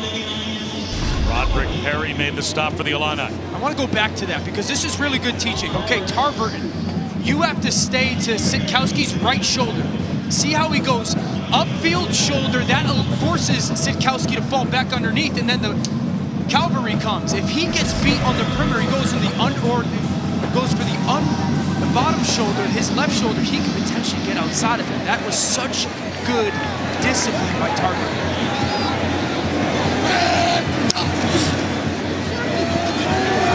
Shoulder fake by Clifford. Now out of the pocket. Looking for his check down. It's Parker Washington, but he'll lose some territory back outside the 20-yard line. He lost the 3 that Kane picked up on 1st down. Tony Adams was there to drive him out. So it will be 3rd down and 10 after the takeaway. It's a terrific job again dealing with sudden change by this Illinois defense. Yeah, fantastic. They're flying to the football, and right now Illinois defensively and their defensive coordinator Ryan Walters has got a beat on Penn State's offense. When Penn State's throwing the ball, he's in coverage. When they're running the ball, they're dropping down. I think Penn State has to prepare for all-out pressure here versus man coverage and have a man beater. Now, I think this is going to be zone coverage. Bottom of the screen, Kane is getting matched by a corner. They're thinking zone coverage, high-low. Here comes a blitz. It's picked up. Clifford steps up, flags everywhere. And he'll dirt it at the feet of Dotson.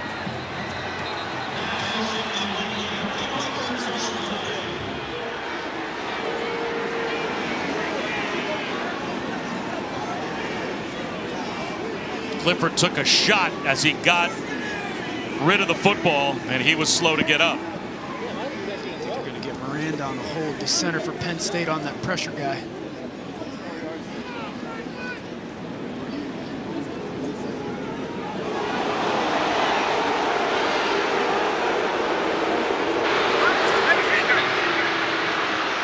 Holding. Offense, number 73. 10-yard penalty. Penalty is declined. And the crowd reacting to what they believe was a Keith Randolph late hit on Clifford after he threw the ball. This is the hold by Miranda on the pressure. Just grabs Barnes. That's a legit call. But watch at the end of this play. That's a late hit. That's a late hit.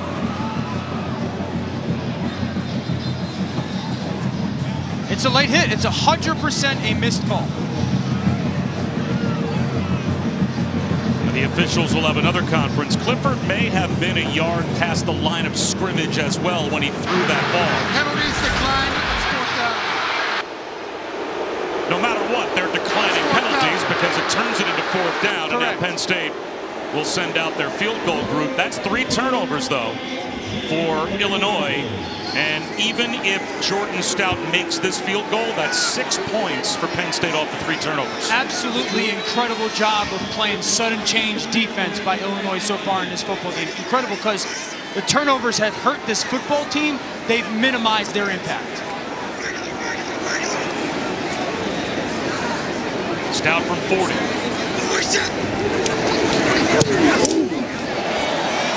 Has plenty of leg. But he pushed it to the right, curled back to the left, and did not get inside the upright. So Stout misses from 40. And Penn State comes away empty.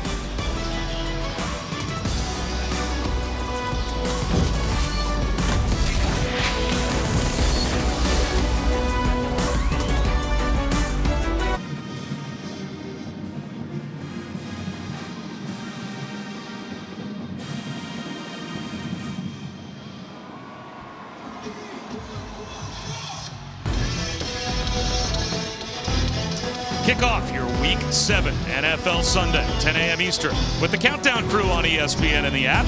Matthew Stafford and Jared Goff square off tomorrow. Get their take on a blockbuster trade that saw them swap teams. And now we've got a running back down the sideline all the way out to midfield. Getting bumped out of bounds is Josh McCray.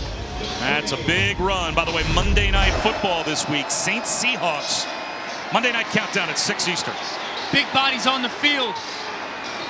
Punch you in the mouth football, make it dirty at the line of scrimmage. That is 7 offensive linemen in the game for Illinois. Almost look like a goal line formation. They are challenging the physicality and to match the personnel. The same look as again. 7 offensive linemen on the field. Chase Brown. Brought down near the line of scrimmage. Ellis Brooks got him around the ankles. 211 yards rushing for Illinois as a team. We still got 8.5 minutes to go in the third quarter. You know, we talked about in the first half, P.J. Mustipher is out for Penn State. That's their 3rd interior starter that has been lost this season. You almost got to transition your mindset, Brent Pry, defensively to go, okay, if they're going to put all those big bodies on the field, we got to go almost a goal line defense to try to get more size. McCray. It'll be 3rd down and 8.5. And if I would have told you we'd be midway through the third quarter, Art Sitkowski would be 6 of 11 for 30 yards, and Illinois would be -3 in the turnover ratio. What would you have imagined the score right now would be? Well, I would say we'd be talking a lot about Ohio State next week. And it's a credit to Illinois' defense on the sudden change. I think this is an opportunity where you're anticipating your cover 4 zone coverage by Penn State. Sitkowski, long throw to the sideline, incomplete. Flag out.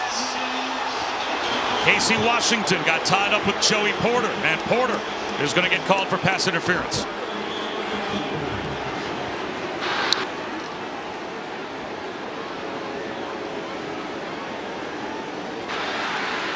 Pass interference. Defense, number 9. 15-yard penalty from the previous spot. Automatic first down. It's the right call. You got that zone covered. They go one-on-one to try to get a comeback. Watch their right arm. Bottom of the screen, right at the point of breakdown by Washington. Watch their right arm grab right now. See? Just that little tug of that jersey. That's the right call. Now, my thing is this. You cannot miss the late hit on Sean Clifford 5 minutes ago and then make that call. There has to be some form of consistency with the flags that are getting thrown. The Valley right now is not so happy with these officials. Straight ahead handoff to Chase Brown. Curtis Jacobs shaken up on the last possession for the Penn State defense. Back out there to make that tackle. And this is the game that's going to get played for the next 22 minutes is Brent Pry, the defensive coordinator for Penn State, has got to start dialing up run blitzes. He's going to have to commit numbers to stop the run. When his offensive coordinator, Tony Peterson for Illinois, going to dial up the perfect play action to take advantage of it. And around, it's a flea flicker. Sitkowski is going to take a shot to the end zone. Two receivers are there, and it is cammed around and broken up. Luke Ford, the tight end, got his hands on it, but could not haul it in. The reverse flea flicker almost hits for Illinois. What a play by Jair Brown. Look at him get that right hand in there just to cause a little bit of vision change on the tight end for Luke Ford. All over the field there, third down. You're thinking no sack here. If you're Art Sitkowski, you got a chance for a field goal. Get the ball out quickly in a one-on-one matchup. Isaiah Williams in the slot. Sitkowski is going to take another shot, this time down the left sideline. Incomplete. Casey Washington, the intended receiver. 4th down and 8. And from here, it's a long field goal attempt, but I think they'll send McCourt out to try it. Washington just has the go route. 50-50 opportunity ball. I think Castro Fields just gets that left hand in there. Had Isaiah Williams in the slot on a slant route for an easy win. James McCourt, this will be a 50-yarder. So he's actually 3 of 6 in his career from 50 plus. Actually this season 3 for 6 from 50 plus. It's got the distance, it's a line drive, but he pulled it left. Just missed. And Illinois comes away empty, and Penn State still has their field goal lead. The two teams exchange missed field goals. Snap, good hold. Just a little bit of pull to the left. It's a good job by Penn State's defense after that big first down run. The energy by Coach Franklin. You're in a dogfight right now. So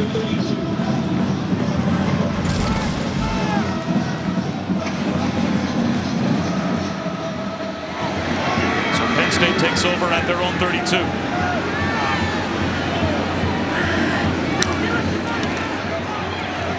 Play action, double clutch. Clifford sails it and throws it away up over the head of Keandre Lambert-Smith.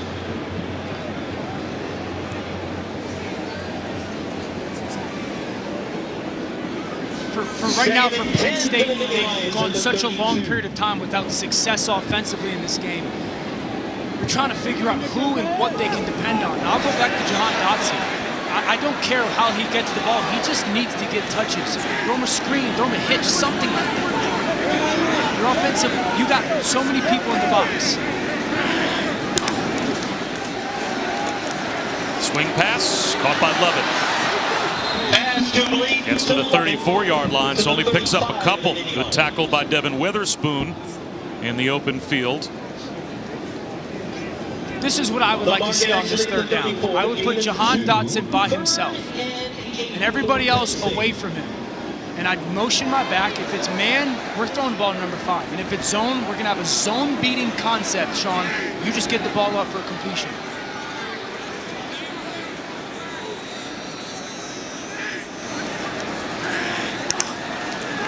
Only a 3-man rush. Clifford finds the soft spot with a flag thrown to the secondary. That is good for a first down to Parker Washington. I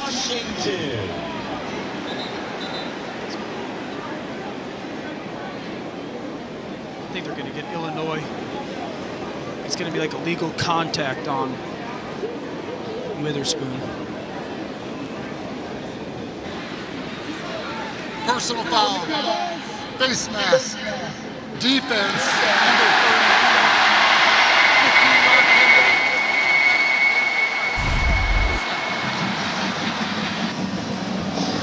Watch Witherspoon at the bottom of the screen. He's going to get outside release, and he's just going to try to slough off in that cover two. And he grabs that face mask of Lambert-Smith.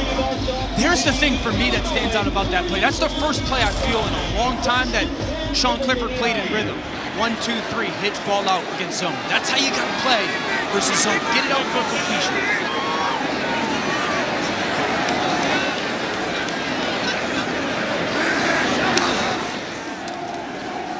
Again, only a 3-man rush, so Clifford with plenty of time, dropped by Theo Johnson.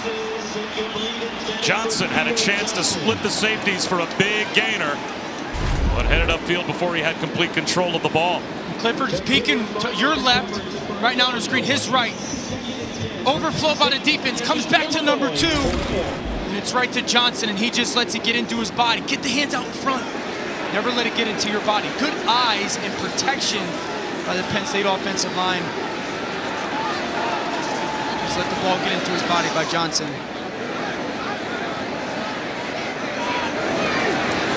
Dotson now widest to the top of the screen. They want the screen to love it.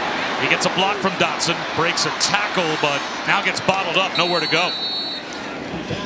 No gain, Tony Adams, first there for the Fighting Illini, and they are fighting through this game, coming up on 5 minutes to go in the third. And I mentioned this a couple of drives ago. They have the advantage numbers-wise right now, pre-snap.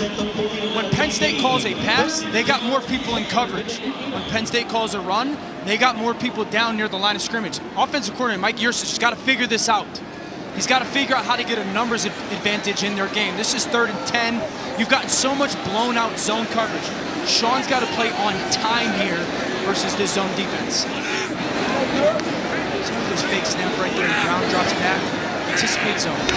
3rd down and 10. A 4-man rush this time. Clifford, that ball's batted down at the line.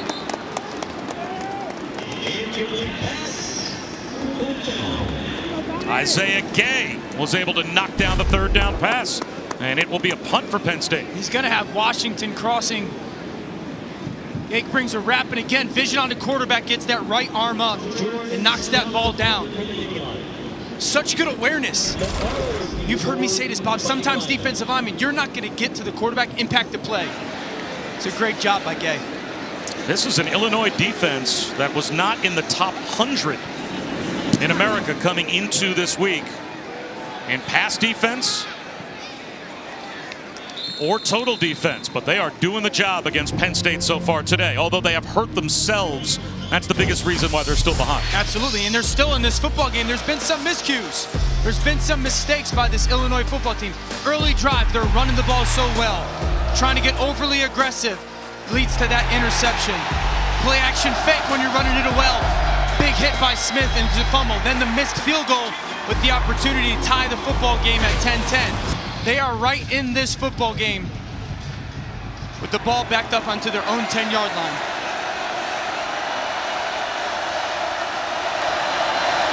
Chase Brown gets the drive started with 4. Out to the 15. Another tackle for Ellis Brooks. When you let a team that doesn't have as much on the line as you hang around, these are moments when that football team starts to believe, yes, we can.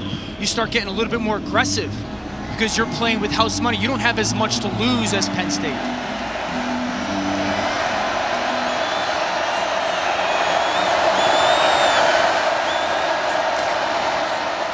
Another carry for Brown. He's got a 1st down and more.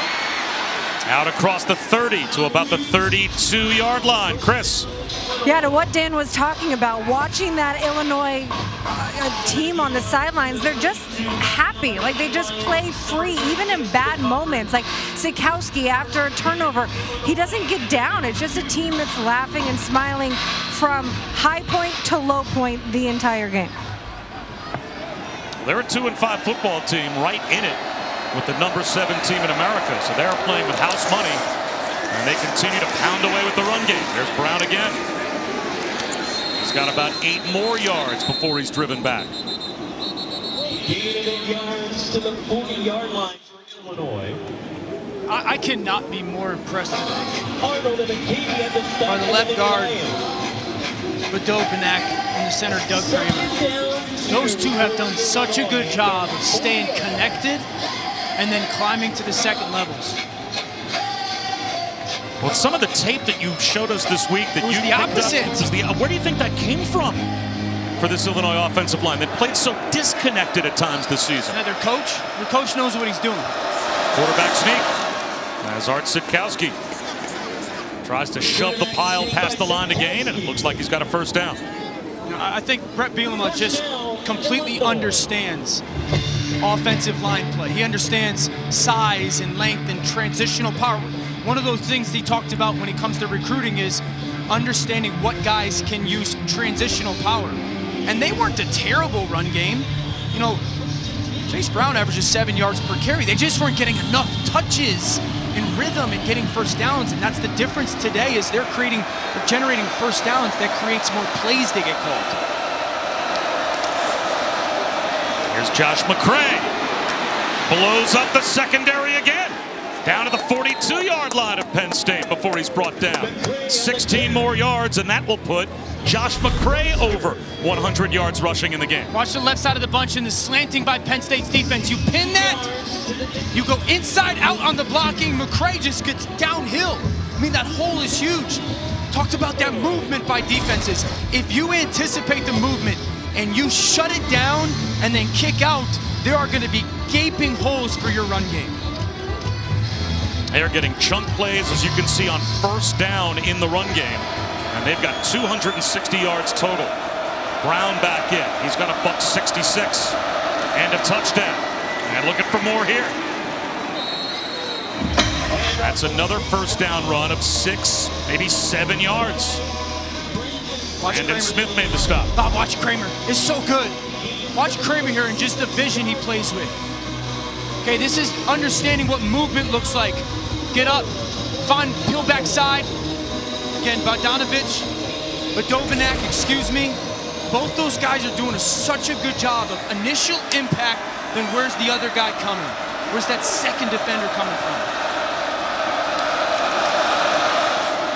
Brown again, turns the corner, inside the 30. Down close to the 25-yard line before he steps out. They'll mark him out at the 26, and that may take us to the end of the quarter. Let's see when they spot the ball ready for play. And if you're Illinois, would you just let the clock wind down, get to the fourth quarter? No. Or you feel like a rhythm right now? Let's get back to the line of scrimmage and snap it again. I'd probably get to the line of scrimmage and snap one, man. I think Penn State's defense is tired right now. Let's see, it looks like they will potentially get one more snap off, and they will. Here's McCray up the middle. Close to the red zone, and that will take us to the end of the third quarter.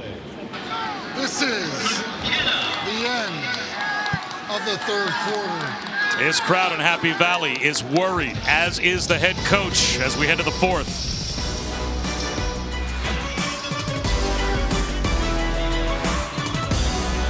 Back at Beaver Stadium, Bob Wischusen here with Dan Orlovsky and Chris Budden as we start the fourth quarter. Illinois in position to tie or possibly take the lead. The 9th play of the current drive that has them knocking on the door of the red zone. And so far this season, the Illini entering the fourth quarter winless. Penn State 4-1 when they've got the lead going into the fourth quarter. We'll see how this plays out. Chase Brown on the toss sweep. Breaks a tackle. And he's down to about the 17-yard line, maybe the 18. Looks like he's 2 yards shy of a first down. Ellis Brooks made the stop again. I think Illinois leaves these big bodies on the field again. So much of the storyline today is these 7 offensive linemen that have been on the field. I think they're thinking 4-down territory. They've been so good with the quarterback sneak today. Off the right side of this offensive line. 7 offensive linemen, 2 tight ends. Quarterback sneak on 3rd down and 2. And Sitkowski has it again. The thing for me that is so odd right now is Penn State is not adjusting in these 3rd and 2 and 4th and 1 situations. That's the 4th quarterback sneak in 3rd and 2 or less that we've seen today. And they're not putting someone on the center's head as a big body to say that's not going to happen anymore. And we always say this isn't your granddad's Big Ten anymore because all the spread offenses in today's world of college football. No doubt. No doubt. This is your granddad's Big Ten. 11th play of the drive and the 11th consecutive run. Josh McCray hauled down inside the 15-yard line. Tracked to the sideline again by Ellis Brooks. And Makite was there as well. A gain of a yard. Bob, I'm just telling you, if there was ever a play that you felt really good as an offense, that was a simple, quick-hitting play action, now is the time. There are so many bodies for Penn State down near the football. You have run the ball so consistently. You just need one guy to place his eyes in the wrong spot. It's got to happen quick for Sitkowski. Play action. There it is. They flip it to a wide-open tight end, and Daniel Barker walks into the end zone with a go-ahead Illini touchdown. 14 yards of the touchdown.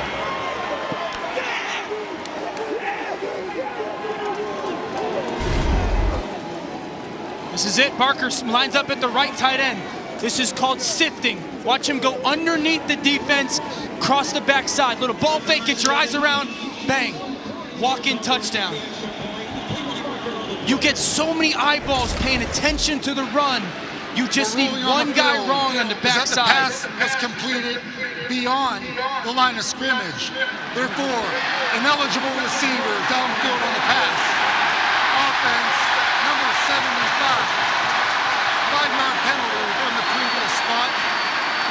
Repeat the down. That's the second time in this game that we have had a point after group out on the field, only to have the officials, well after the play is over, announce they're yanking away a touchdown from the team that thinks they're kicking a PAT.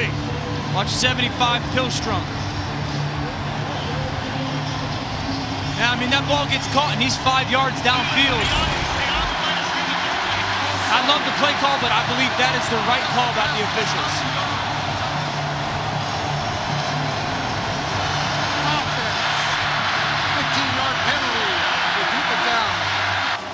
And they just announced offensive pass interference on the last play as well. The officials just said we're moving the ball back 15 yards. This officiating crew is making penalty calls after touchdowns have already been celebrated. There were 2 fouls on the play because the pass was completed beyond. An eligible receiver downfield, offense number 75, that penalty will be declined. Pass interference, offense will be enforced 15 yards from the previous spot. Repeat second down. So Illinois celebrates a touchdown. The extra point group is out on the field. Right. After all of that, they called 2 different penalties on the Illini offense.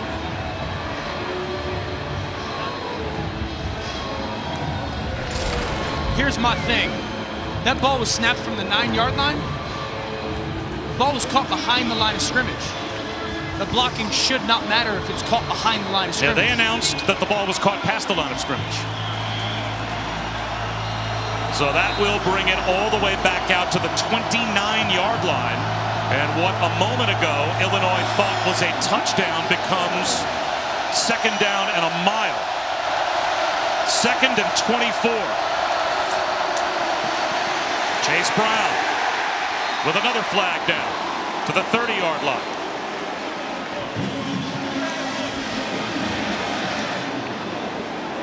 I think they're going to get Katie on a face mask pull when Kramer's pulling. Well, that would give a first down to Illinois. Let's see. Personal foul. Face mask. Defense number 17. Half the distance to the goal from the end of the run. First down. So Ebba Katie gets called for the personal foul. Watch their right arm. Right on Kramer. Yep. Absolutely the right call. So I think that pass interference play was actually snapped at the 15-yard line. So that was the accurate call by the officials. And again, that one on Ebba Katie is correct as well. Now you got new life. Now after all of that, it's a first down for Illinois in the red zone. Inside the 15-yard line. And again, 7 offensive linemen and 2 tight ends. And a handoff to Brown again. Inside the 10. Maintains his footing. That is a touchdown, but another flag is down.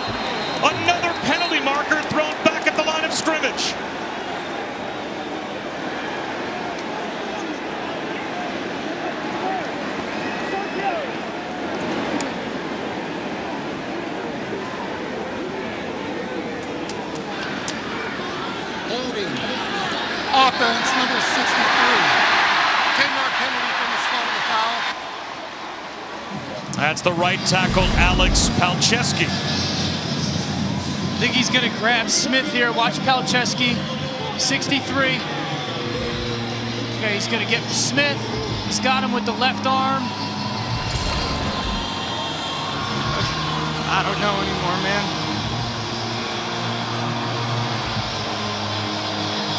All right, so now the big thing is the mentality. Refocus. Leader, Art Sitkowski. Get these guys to refocus. Sitkowski to throw. Lobs one. Again looking for his tight end, Barker. And that's broken up. Johnny Dixon, man-to-man coverage. Knocked it away. It's tough because Barker goes inside. This is a squeeze throw if you're Sitkowski. You want him to be outside. He's inside. You got to throw a perfect throw. Dixon does a great job of coming underneath and just trying to get that right hand in play. The best thing for a quarterback in that moment is try to drive that ball because the DB can undercut it.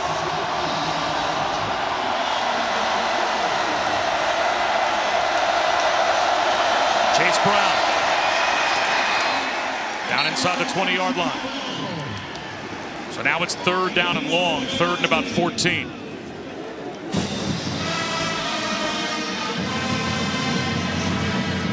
So again, some miscues by Illinois on offense. I'm being really smart with my play call here. I've seen my quarterback make some good plays today. I've also seen some decisions I did not love. We have worked too hard for the chance at points here. I'm being super conservative with my play call. A draw, a screen. I don't want to risk the football and the potential for 3 points on this drive. This is the first snap of the game that we have seen both McCray and Brown on the sideline, and I think Illinois wants to call a timeout. Play clock winding down. And before this 3rd down and 15, Brett Bielema wants to talk things over.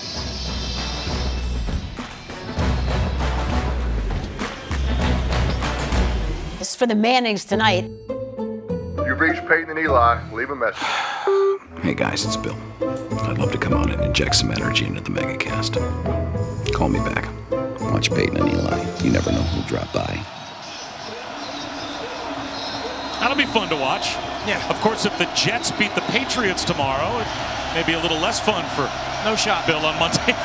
Super smart play call here. Be super conservative. 3rd down and 15. Sitkowski to throw. He's going to lob one to the right side of the end zone and throw it away. So that preserves the field goal attempt to try and tie it now with under 12 minutes to go for Illinois. Yeah. I love the throwaway by Sitkowski. There's no reason to try to force a football there. Give your kicker the chance to tie this football game with under 12 minutes to go and allow your defense to go back on the field and see if they can keep it a tie ball game. Another good long drive by this offense. McCourt missed his last attempt. This one, though, from 37. We are tied. Penn State dueling with Brett Bielema's Illini.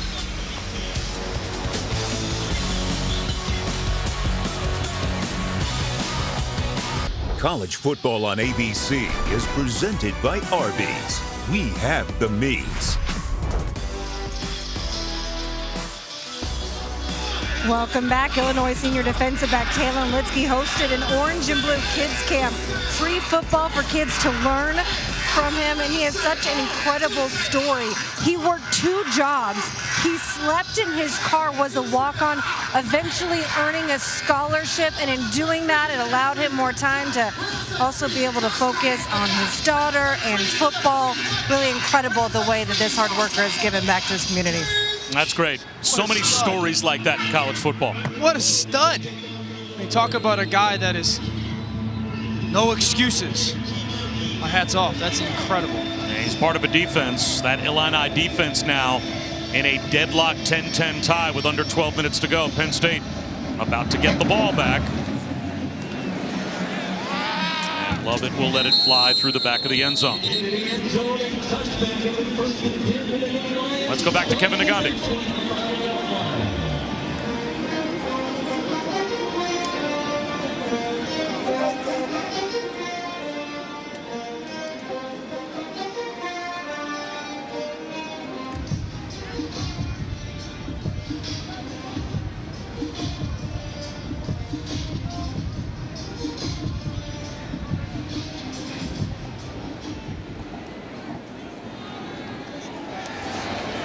Also number 3 in a tussle, as is number 7.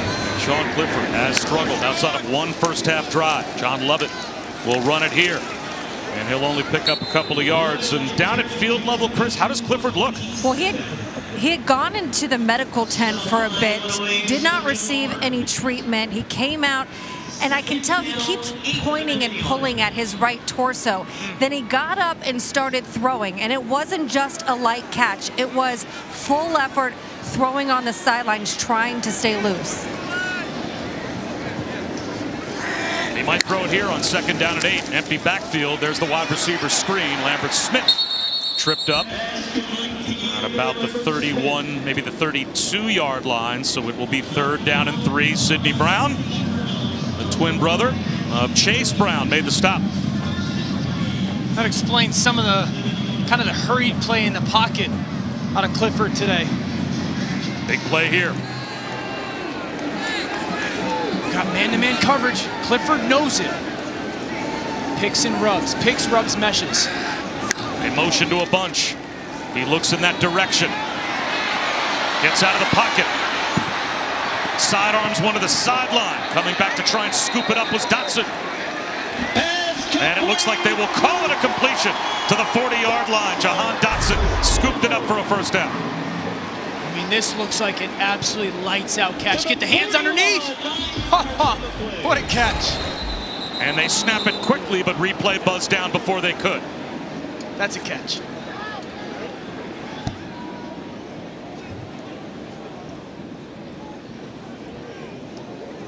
It looks like we have a problem with our referee microphone. They might have worn it out earlier in the quarter, earlier in the half. But we know the reason that they are stopping the game, and that is replay has definitely buzzed down because they are going to take another look at the catch by Jahan Dotson just to make sure. But I think you're right, Dan. Looked like he got his hands under it, scooped it up off the turf before it hit. I'm just looking for light under the football. Like that, I don't think that's a great angle. The initial angle that we had, it just looks like you can see light under the ball. I don't think he's out of bounds. I think he makes that catch before his body ever touches out of bounds. Watch, it looks like there's light under the ball.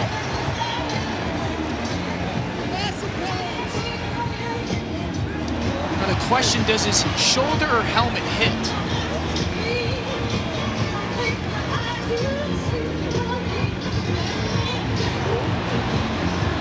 I agree with you. I would confirm the catch. Right? Yeah. I certainly have not seen anything from these looks that we've had to say it's not a catch. And they ruled it a catch, I think, correctly on the field. What a big 3rd down conversion that's going to turn out to be as well for a struggling offense. 100%. It's a beautiful job by Clifford of getting outside the pocket. We know he's not 100%. I wish people understood how ridiculous of a catch that is. To pluck that ball, his hands don't even hit the ground. He just literally plucks it off the dirt. Again, we are not, I think, dealing with a functioning referee microphone, but you could see the signal was, yes, completed catch. So Penn State gets the 1st down conversion, and they're ready and back at the line. They want to play up tempo. So you got more people down near the football for the run game than you want. This should be a throw. Instead, it's Lovett. He only picks up about a yard with those numbers in the box. You see what I'm saying? Like, there's moments when you want to consistently run the football, but when you're at a disadvantage numbers-wise, that doesn't make a ton of sense, especially for an offense that's struggling. When you know the count, that should be an easy, hey, run a 5-yard hitch route on the slot and I'll get a 5-yard completion. There's a difference between being consistent in the run game and being hard-headed in the run game.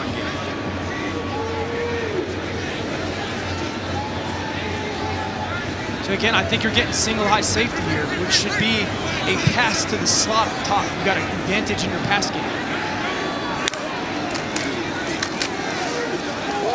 That play blown up. Nowhere to go for Jahan Dotson as Devin Weatherspoon.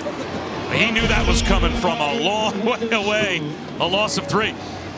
They're trying to kick a screen out to the bubble to Dotson, and Lambert Smith just misses that block.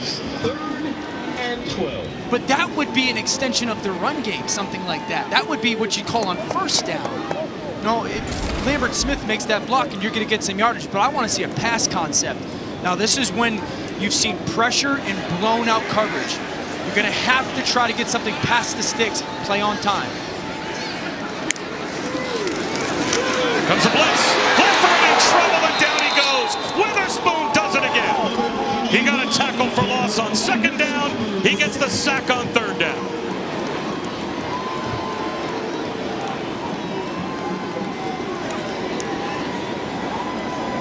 Beaver Stadium is silent. Witherspoon comes on the corner pressure. Watch the back. Lovett's got to see him. He's anticipating no pressure. Witherspoon comes unblocked. He gets underneath, and there's that corner blitz. Back's always got to check protection before you get out. And it looks like every hit is really hurting Sean Clifford as the fair catch is made by Donnie Navarro.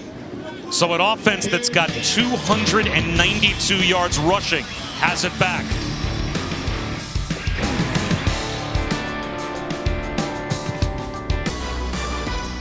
More great games to follow, including a Saturday night Big Ten battle in Bloomington. C.J. Stroud, Travion Henderson, and number 5 Ohio State take on Indiana at 7:30 Eastern on ABC and the ESPN app. Alabama in action tonight as well on ESPN. Number 7, though, might be in trouble. Back to the offense, Illinois. They've got 322 yards of offense, 292 on the ground. And here's McCray. Across the 30-yard line to the 31. He picks up 4 on first down. Brisker made the stop. Now McCray went to the same high school that Brett Bielema went and got Melvin Gordon from down in Alabama. They said he was the first player he offered when he got the job. You're right. 240 pounds. Looks like a Brett Bielema back.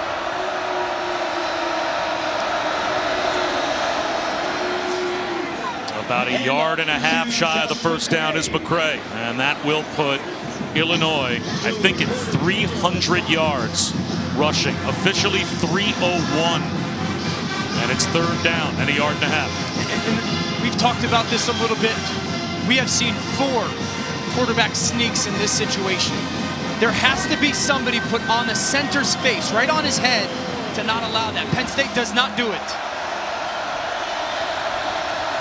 7 offensive linemen and 2 tight ends.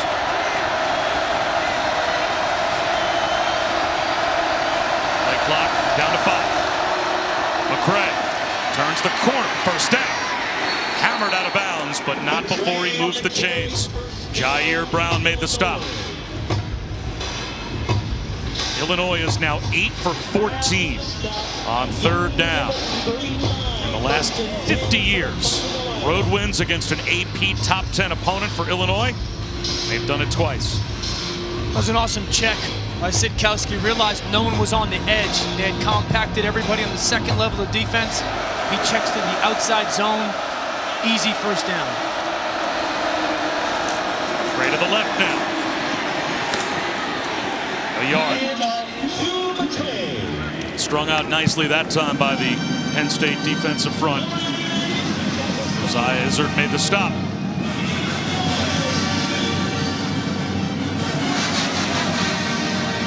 I'm still running the football here if I'm Illinois. I think the left side of my offensive line has been so good today. Dovanak and Doug Kramer have been so good today. Chase Brown, maybe 1 more yard. Now it'll be third down and 8. And that takes us inside of 6 minutes to go. It's a great trigger by Curtis Jacobs there. Fill that gap, sell out to stop the run. Now what do you do for a team that really wants to do nothing but run the football, Dan, on third down and 8? Well, what you've gotten from Penn State in the second half is playing one-on-one coverage on the perimeter. I like these condensed splits, progression-based meshes and rubs. Sitkowski to throw, under pressure, sacked! Arnold Ebiketie got him on the ground back at the 39-yard line. Watch Ebiketie with the long arm right here, left side of the screen. Watch him run through the left tackle. Right arm, push, press, get inside. Good job in coverage and zone on those stick routes. Penn State needed that stop. The transfer from Temple gets it.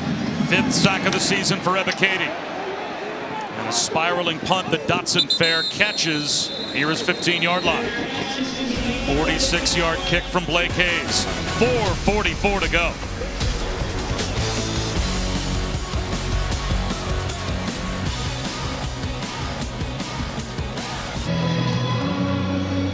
.444 remaining in a tie game.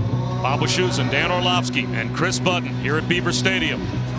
James Franklin's team in a war with Illinois, but they've got the football back with a wounded quarterback in Sean Clifford. It looks like, Dan, every time he just gets bumped into, you can almost feel the pain. He's playing going tough through his body. He is playing tough. He's though, playing right. tough. I would just take a shot to Dotson. I'd just say, my guy better than your guy. I'm giving him a chance. They'll run it with Noah Kane. And he'll lower his shoulders and get out to the 21-yard line. Now again, Penn State plays Ohio State on the road next week. They still have games with Michigan and Michigan State coming up. So all they have to do is win this game. That's the benefit of playing in a Power 5 conference with all of these resume-building opportunities out in front of you. The question is, can they win it?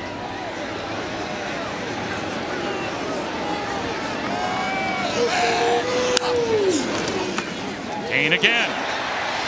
He's got a first down, Chris Budden. Yeah, wide receivers coach for Penn State, Taylor Stubblefield, lit up his position group. He said, when they blitz, you have to adjust.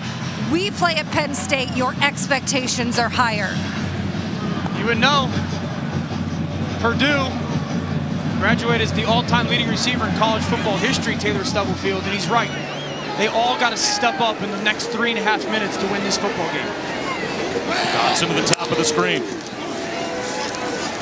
Clifford looked that way. Now instead checks it down to Lambert Smith.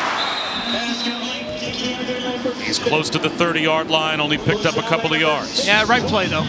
They're trying to sell the motion, perimeter screen, take a shot. It's not there. Sean Clifford, don't force the football. You got 3.5 minutes left. Make a good decision, get a completion. Smart football. And you've got a great kicker in Jordan Stout if you can get him in range. Good hold, 4-4, good hold. Tariq Barnes just about jumped off, but got back onside. Watch number 30. Bottom of the screen. If he goes back, there should be a run. If he comes down, there should be a pass. Time to the ball. Play clock down to 2, down to 1. James Franklin had to call timeout from the sideline. I guess that's Sean Clifford looking at all of that safety motion and couldn't get Penn State into the play that they wanted before the play clock was about to expire. You're trying to play the math game. You're trying to play the numbers of, hey, is Sidney Brown, number 30, is going to hang back. That's the safety. That means there's one less person down near the football. We want to run it. If he's going to be down near the ball and commit to the box, that means we're playing zone or one-on-one ball to the perimeter. And again, I'll continue to point to Dotson being a guy that should be able to consistently win those. So you're just trying to find out. 30's playing that game, right? He's playing the, I'm trying to give you information that you can't trust, and that's kind of the check, unchecked stuff. When you know you've got one guy, and Jahan Dotson is that guy that can hit a home run at any time, just get the ball in his hands. What would you do here to get the ball in his hands? Yeah, I would put him by himself. And that's easier ways to gather information, because when you put him by yourself, that safety's got to go to that side or not. And then I would say, hey, if he's by himself, we're going to try to get him the ball in that situation. He's in the slot left here. Instead, they'll run it with Kane. And now it'll be 3rd down. 3rd down and 3. Tariq Barnes was the first to wrap up Noah Kane. 2:45 to go. So the last 3rd and short they had, remember, Clifford scrambles and Dotson makes that great catch. They got into a bunch set. They played man coverage on the back end. Illinois played man a lot today successfully. I'd expect the same thing. You got to think run away from people. Lambert, bottom of the screen in man coverage. 4-man rush. Clifford fires to the left sideline. It's caught. First down. Parker Washington. It's that same play we've seen a couple times today. Dotson outside, Washington inside, and it's a little bit of a pick, right? Right there, Dotson, get that defender. Martin to run over the top. Up tempo. Clifford slides down. And he'll actually take a loss of a couple of yards. Johnny Newton was there. Again, a smart play. Trying to get a quick throw to Lambert Smith. Covered down by Illinois defensively and go get something. 2 tight ends on the field. And 2 timeouts for both teams as the clock really now starts to be a factor. Down to 1:40 to go. He's sitting around the middle field, getting some coverage. They'll run it with Kane. Up the middle for about 3. Now it's 3rd down and 9. And we're inside of a minute and a half to go. Illinois should start thinking about calling a timeout. Well, Brett Bielema, I'm sure, will be poised to call a timeout right after this play, depending on the outcome. So you've got to be aware of pressure. Remember, we've seen some corner pressures. This situation, back check. Walk around, communicate your protection. Under a minute to go. Brown, go back. You're going to get man underneath, 2 safeties over the top. Get a runaway, a breakaway to the sideline. Clifford steps up in the pocket, floats it to the sideline, just over the fingertips of Parker Washington.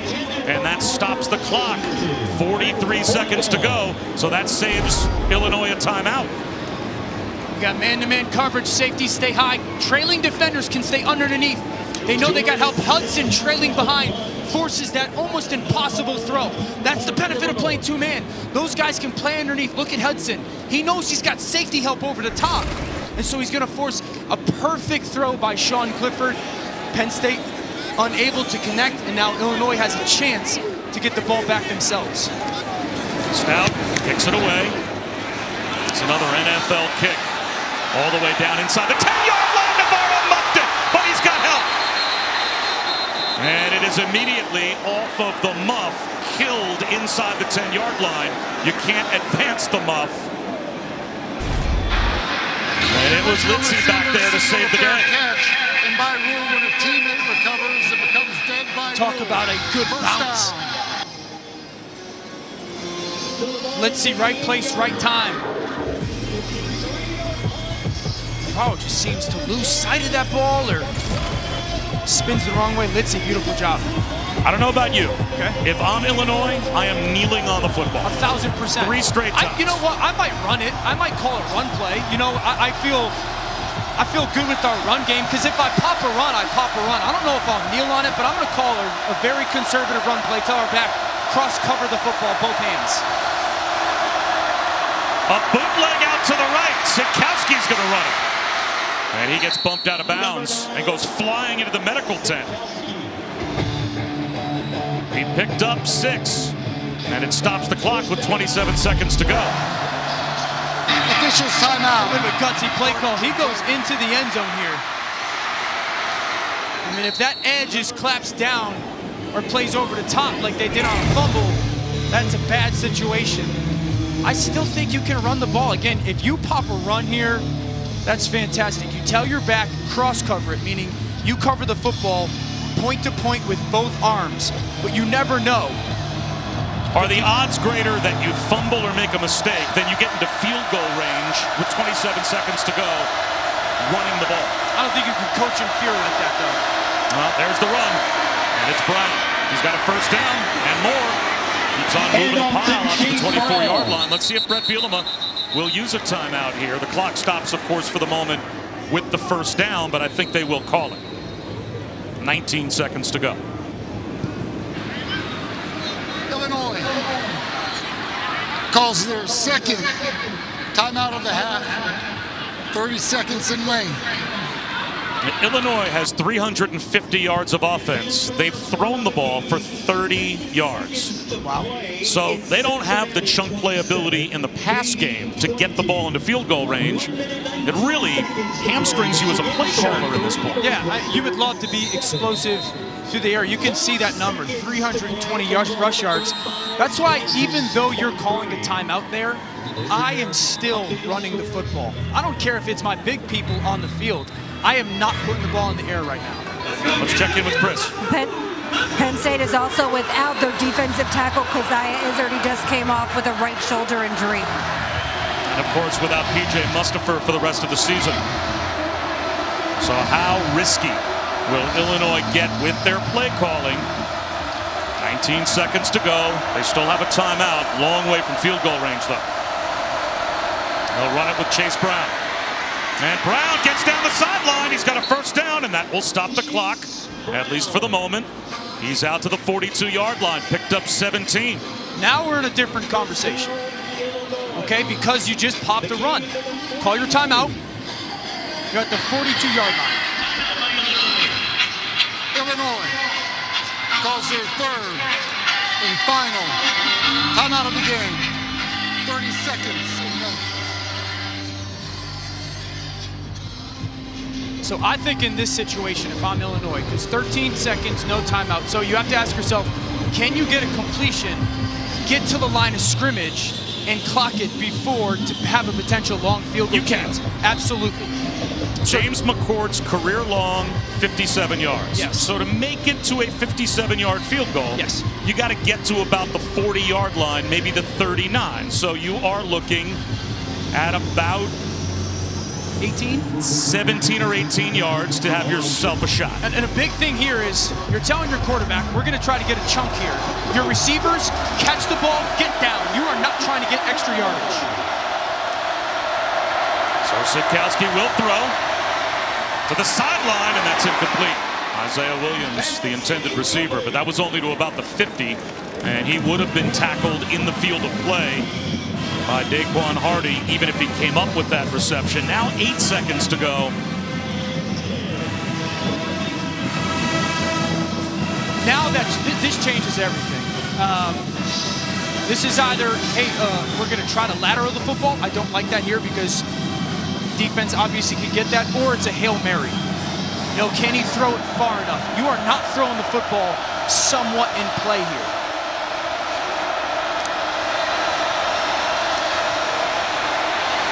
Sitkowski dumps it off. And again, that was, I think, footwork progress stopped in the field of play on Jakari Norwood. So that will take us to the end of regulation time. Overtime is coming between Penn State and Illinois. Brett Bielema's team on the road trying to pull off a major upset.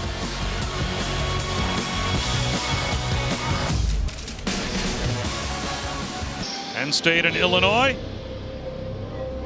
with any playoff hope that James Franklin's team has on the line, and Brett Bielema's team, 3-touchdown underdog, but they have shown a lot of heart, and it is an old school Big Ten low scoring matchup.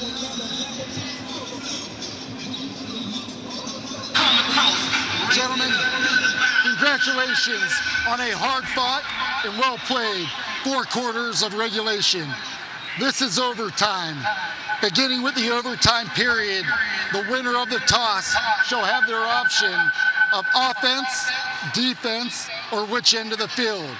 The remaining option will be exercised by the team not winning the toss every subsequent overtime period. Both teams will have 1 timeout per overtime period.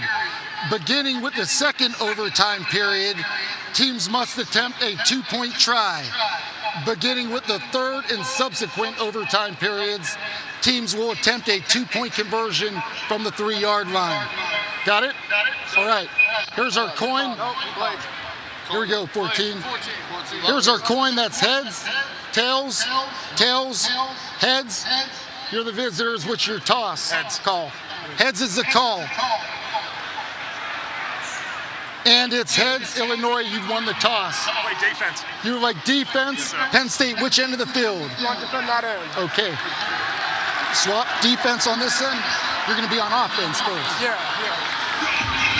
For the first series of overtime, Penn State's ball, 1st and 10 at the north end zone. Now, you just heard the rules explained of overtime, but in case you're familiar with college football overtime, it has been tweaked, though. Again, each team gets a possession from the opponent's 25-yard line. That's through the first 2 overtime periods. And once we get to the second overtime, you have to go for 2 if you score a touchdown. If we get to the third overtime, they just alternate 2-point conversions until one team scores and the other team does not. And that's more for a player safety issue than anything else, to make sure you don't have a prolonged game with too many extra snaps.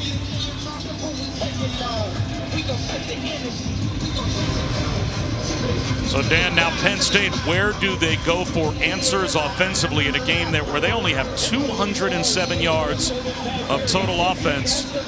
And Jahan Dotson, he's the home run hitter, but he has been kept mostly in check. One big play on the touchdown drive in the first half. Other than that, he's been quiet. Yeah, they've struggled to run the football, and they haven't gotten it to Dotson enough. I think that would be the focus for me, would be how many different ways could I get 5 the football, and really trying to get into that good situation of numbers versus my run and pass options. Dotson part of the bunch. Clifford looks that way. Now he's going to swing it out to Noah Cain. Cain steps out of bounds. At the 22-yard line, he picks up 3. Good patience by Clifford there. He's played such a tough game. He's obviously not comfortable. He's saying bend over, trying to stay loose in that midsection. 2 tight ends onto the field. Lambert Smith by himself up top. Really trying to read number 30, Sidney Brown. Where is he? He is backside high. You are thinking you've got single high safety. Cain will run it. About 2 yards short of the first down. So it will be 3rd down and 2.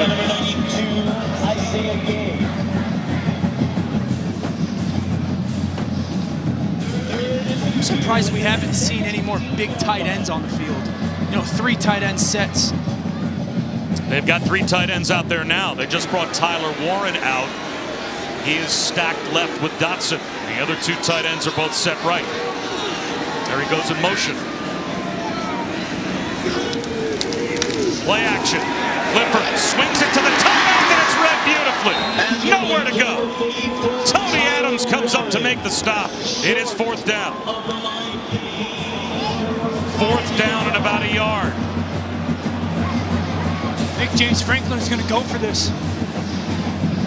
So rather than starting off overtime by trying a field goal, Penn State will go for it on 4th and 1. Clifford lines up as a wide receiver out to the left. They're going to go wildcat with Tyler Warren, the tight end, set to take the snap. He's going to run it, and he'll get it. First time we've seen that formation today from Penn State, and it works.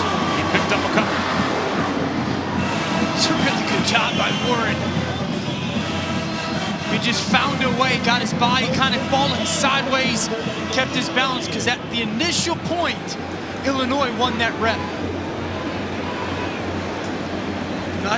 Warren is a guy that comes in as the 3rd tight end, but used as some wildcat option. I think they brought him in on 3rd down, thinking we're going to go for it on 4th down with the wildcat. Dotson in motion.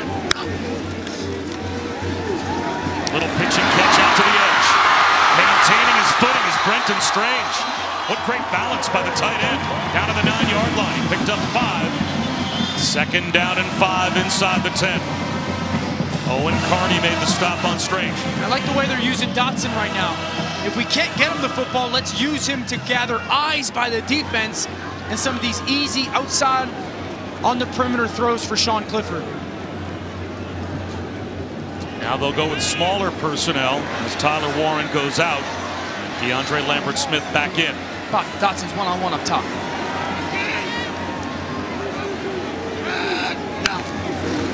Clifford looks that way. The lob for Dotson. Incomplete. Devin Witherspoon was on an island. Clifford challenged him, Dan, just like you thought they might.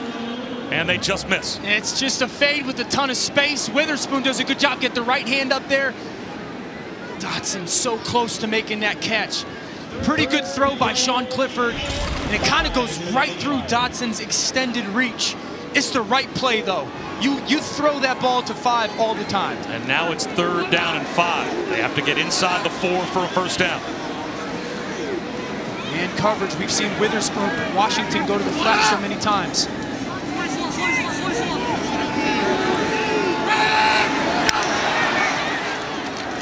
Clifford surveying his options. He's going to take off and try and run. Stays behind the line of scrimmage. Bottled up and brought down. Kirby Joseph gets the sack. And now James Franklin has to settle for a field goal.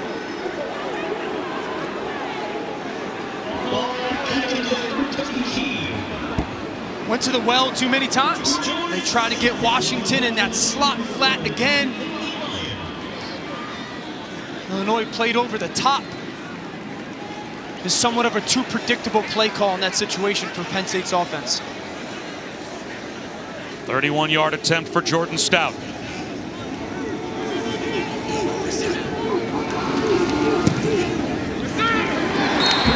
Penn State gets their 3.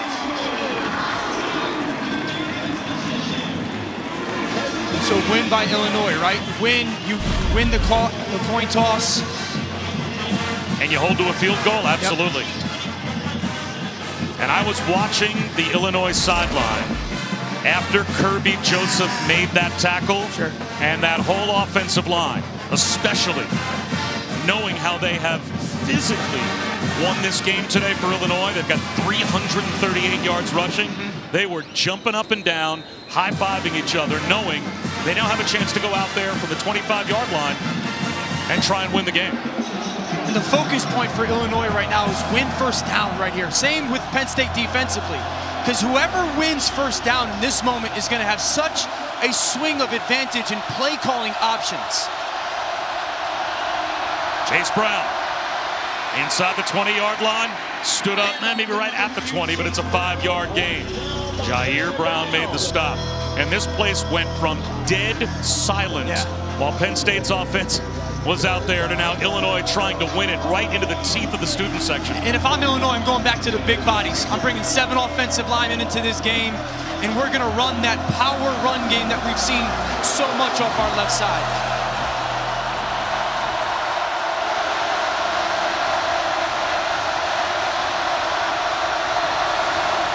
Brown again, nowhere to go, buried behind the line. He lost a couple of yards. Ellis Brooks was in the backfield as part of that Penn State charge. And the Katie there as well, as was Castro Fields. 3rd down and about 6. Got to be a great decision maker right now if you're Art Sitkowski. Play fast, be decisive with your decision.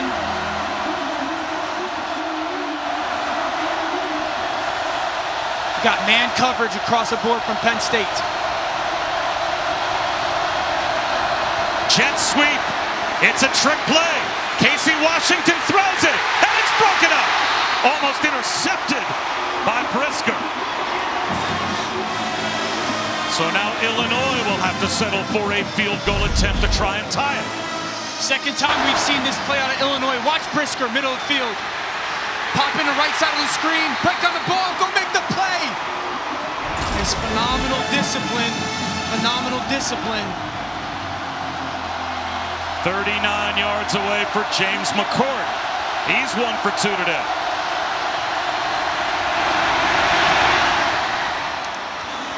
Got it. Right down the middle. And we will go to a second overtime. Before that, let's check in with Kevin Nagandi.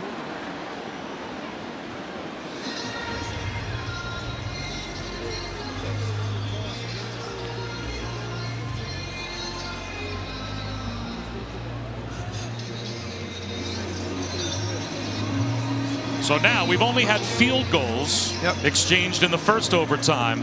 Now if a touchdown is scored, you have to go for 2. That's the rule of the second overtime. If we get to a third overtime. For the second overtime period, Penn State has elected to go on defense. Illinois has elected the south end zone. So now Illinois is going to go on offense because the choice is Penn State's in overtime number 2. And Illinois says, you know what? Let me get away from that student section. Away from the student section down at the other end of the field. So they will. And if we're still tied after this overtime, it's a 2-point conversion contest. It's going to be interesting to see. Illinois is going to have to use, remember in the 4th quarter they had that little flash fake touchdown to Barker that got called back. they are going to have to call something like that again to score a touchdown, because Penn State right now is going, at least trying to sell out to the run. So there's going to be a moment, 2nd and 3, 1st and 10, after a conversion, where they're going to have to hit one of those quick acting play actions. Would you do it right here? No, I would pound the pill here. I would pound the pill.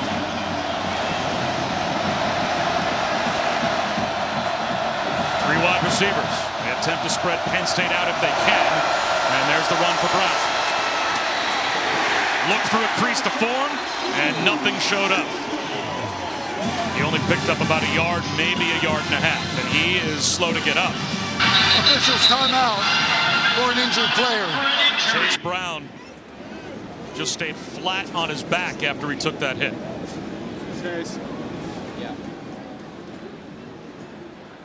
Brown has 224 yards rushing.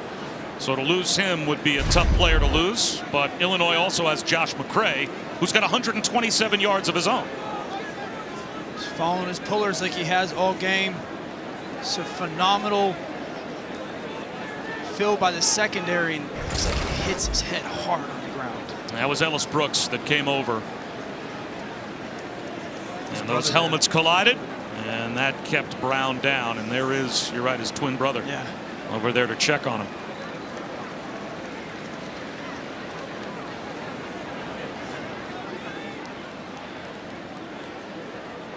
Well, Illinois, if they are going to win this game, it'll be because of how they've run the ball today. Yeah, it started early on in this football game. They've done such a nice job of formation and using motion, then getting on the perimeter, using those pullers.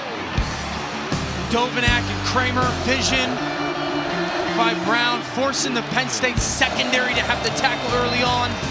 He kept falling forward and falling forward. And you mentioned McCray. There's such good vision by the big fellas in the middle of this offensive line, getting to the second level, those linebackers of this defense. They've had so many explosive runs. And a week that began with Brett Bielema embroiled in a controversy because everyone thought that he threw his offensive line under the bus. Right. And now he's got an offensive line that's helped pile up 343 yards rushing just a few days later on the road, Chris. Yeah, Chase Brown just got up, but as they pulled him up, he then had to kneel. And the training staff is making him go into the tunnel. He said, "Give me my helmet. I'm good. I'm good. Give me my helmet." They said, "Absolutely not." And now he's in the injury tent. Oh, good. As woozy as he was, it'll be Josh McCray now to take over at tailback. 2nd down and 9 after the injury timeout. Sitkowski, play action, the throwback screen to Barker. And he is brought down at about the 17-yard line, 3 yards shy of a first down. And that's that same play that they ran into the fourth quarter, trying to get themselves into that 3rd and 3 situation. I'd bring my big bodies back onto this field. Now you're anticipating Penn State selling out here, so run the football, and you got to be ready for guys shooting gaps if you're an offensive lineman. Eyes up, backs, McCray, no fancy. Put your foot in the ground, find your cut. There is the freshman. Breaking tackles.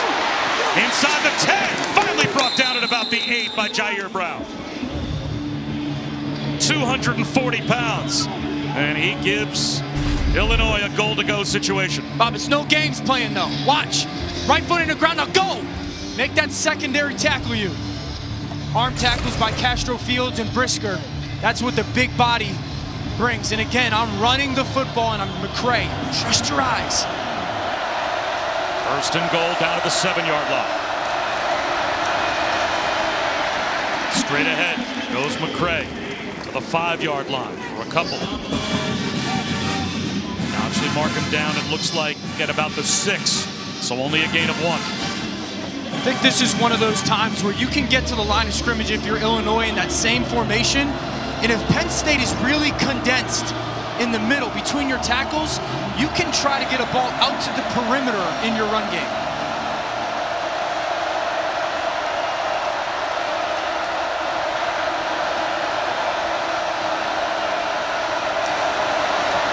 McCray stood up inside the 5. It will be 3rd down and goal from right about the 4. Zakee Wheatley in on the stop along with Brooks.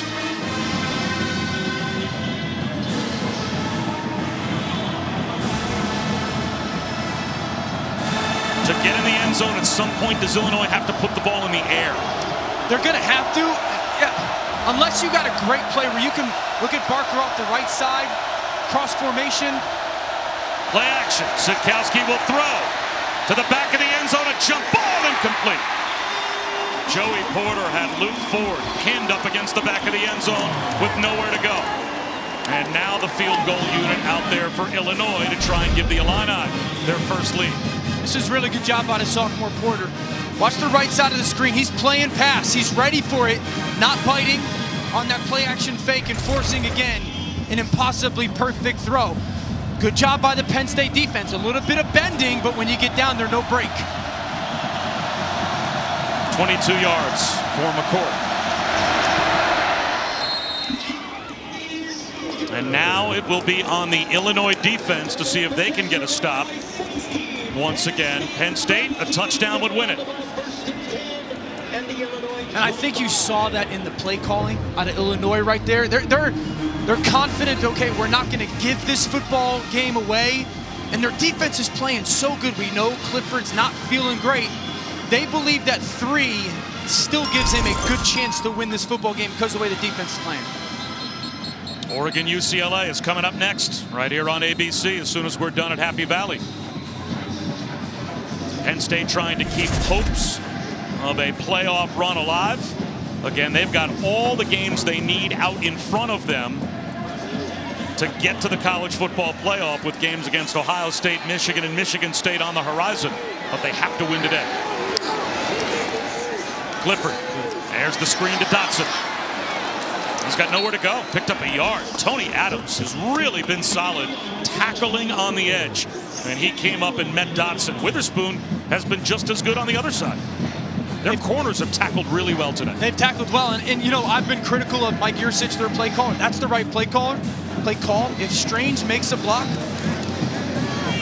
it's a one-on-one with the safety at 8 yards with Dotson. She's got to make that block on the perimeter.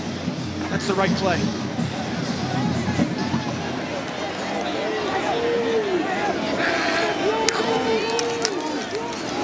The middle goes Kane. Tumbles down to about the 17-yard line. 2 yards shy of a first down. So it will be 3rd down and 2.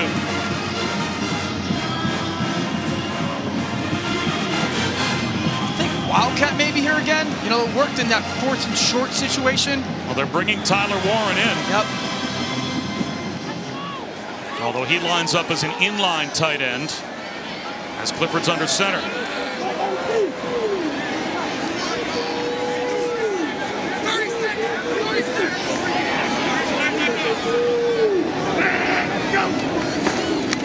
Kane, straight ahead run. He's not going to get there.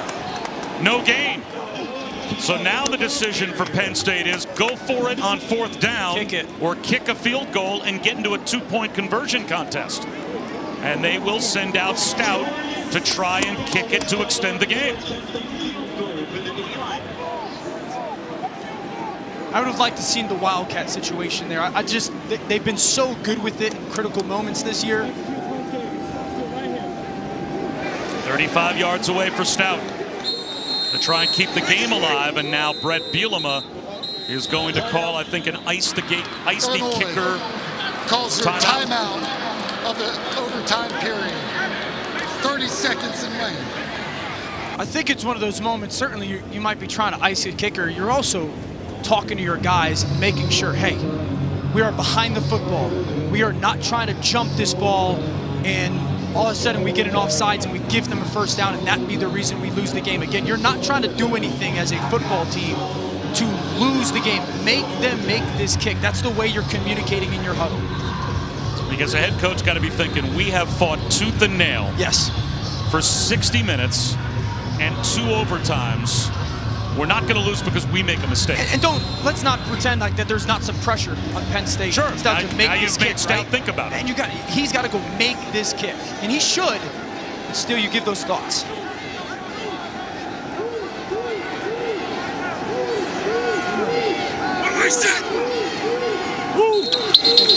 Flags down before the kick. False start on number. So that will back them up 5 yards further. False start on the kicker, number 98. 5-yard penalty.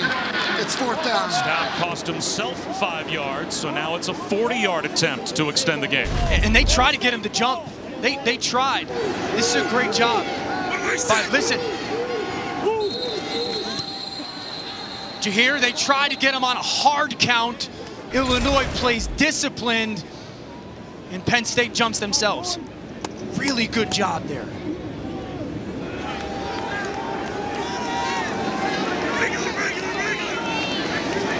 Stout from 40 to extend to a 3rd overtime.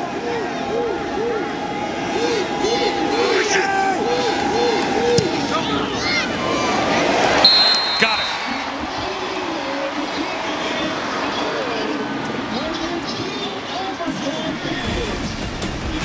We will step aside for 60 seconds.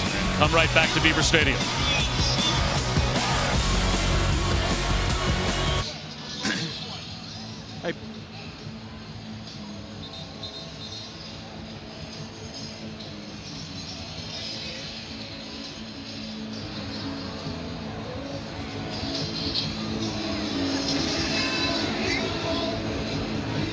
Kevin, overtime number 3, and with the new college football rules, it is now 2-point conversion attempts. It's like penalty kicks.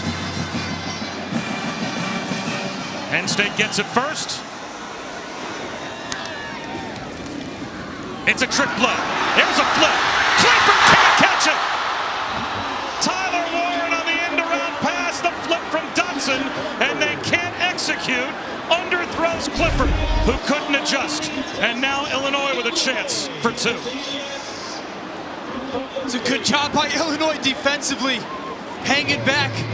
Carney forces a little bit of a contested throw by Warren, and Clifford, it's just outside his reach.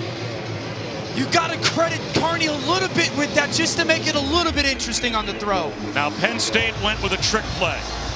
If you are Illinois, to win the game into the teeth of the student section, you just go with your bread and butter and running the football from the 3-yard line. I think you got to throw it here. And if you're Art Sitkowski, this ball has to go into the end zone. You got to give somebody a chance to make a catch.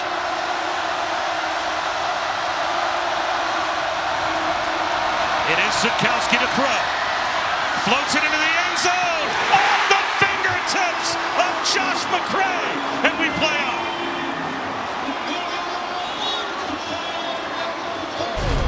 It's a spectacular play call. They just leak McCray out. It's a beautiful throw by Sitkowski, probably the best of the day. McCray just somewhat mistimes his jump.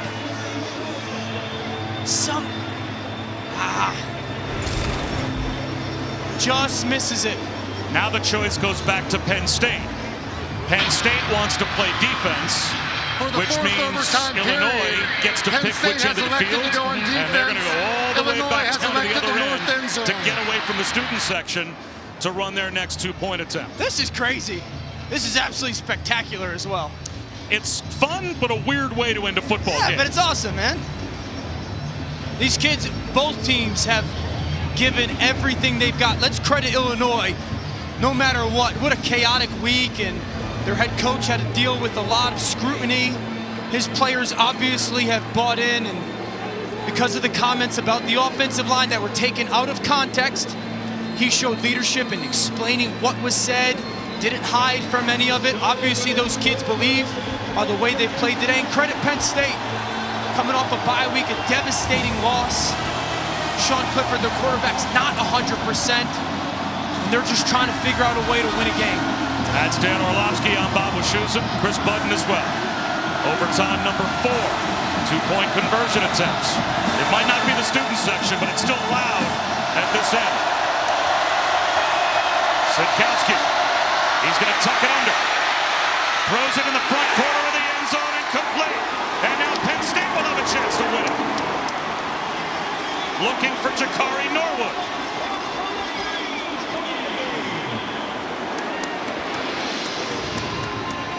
Sitkowski's hurt as well. He's holding his left forearm, and he really looks injured. Discipline. Everybody stays home and does their job. Injured player. Luqueta's like in between, kind of forces that. You would love to get it quicker if you're Sitkowski to him. But Luqueta just does a good job of kind of playing in between. That's what defenders got to do. Force that in between, and then quarterback's got to make a quick decision. Takes that shot right on the elbow. He came down awkwardly on that left arm, was holding his left forearm. So even if Illinois is able to now extend the game, it'll probably be Brandon Peters out there to run the next 2-point attempt if they get another try. But their defense has to get a stop. See that shot from the helmet of Luqueta right onto the forearm of Sitkowski. It's such a difficult play for both players in that situation. He can't commit too soon, because if he comes after Sitkowski too soon, then that receiver's wide open. You got to play in between. And if you're Sitkowski, you want to threaten Luqueta like he does and just be a second sooner, a blink sooner, and that's an easy touchdown.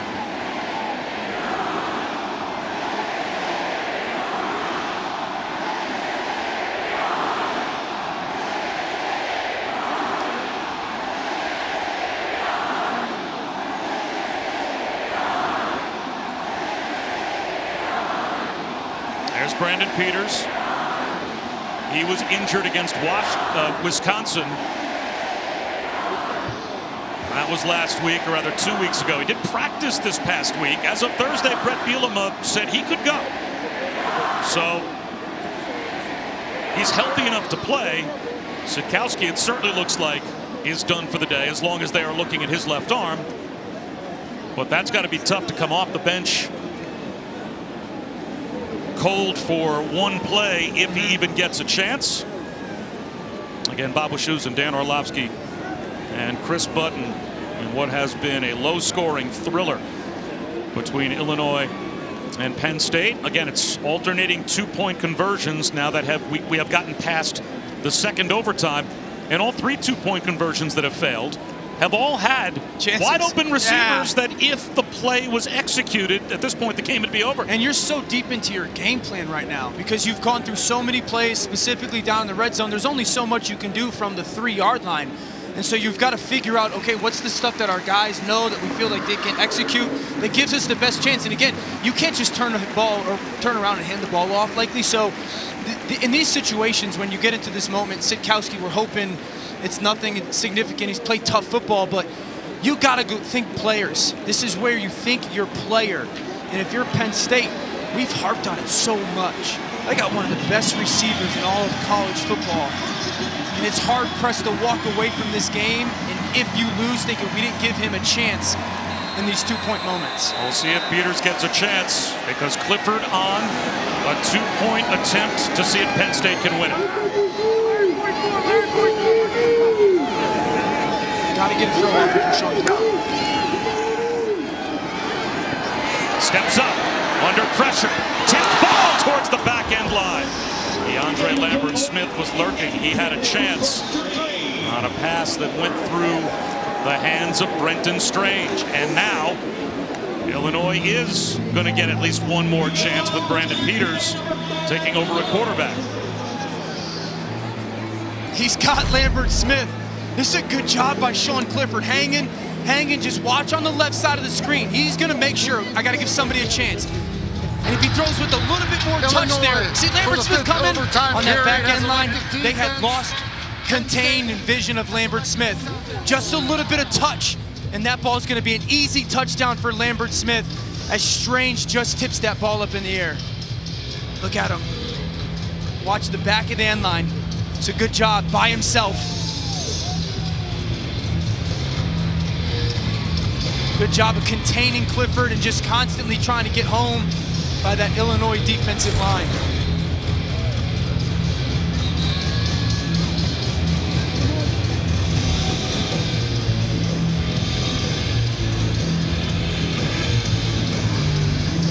So we change ends again. Because now Penn State has the option to flip ends of the field. They want the game to go back into the student section as Sitkowski is being brought back to the locker room. First and 10 at the conversion.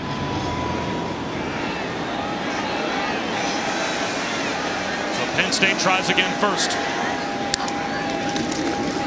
They'll run it with Noah Kane. Breaks a tackle, breaks another, but gets stood up. So now it will be Illinois with a chance to win it again. Illinois has the next conversion to win. Watch Barnes. We've seen this so many times from Barnes today. Look how he times up this snap count perfectly. He shoots untouched. Watch, look at that. It's perfect by Barnes. Replacing the captain, Jake Hansen. Stops Noah Kane basically when he gets that handoff. So now the Michigan transfer, Brandon Peters. His first snap of the game at quarterback to try and win it in overtime on a 2-point conversion.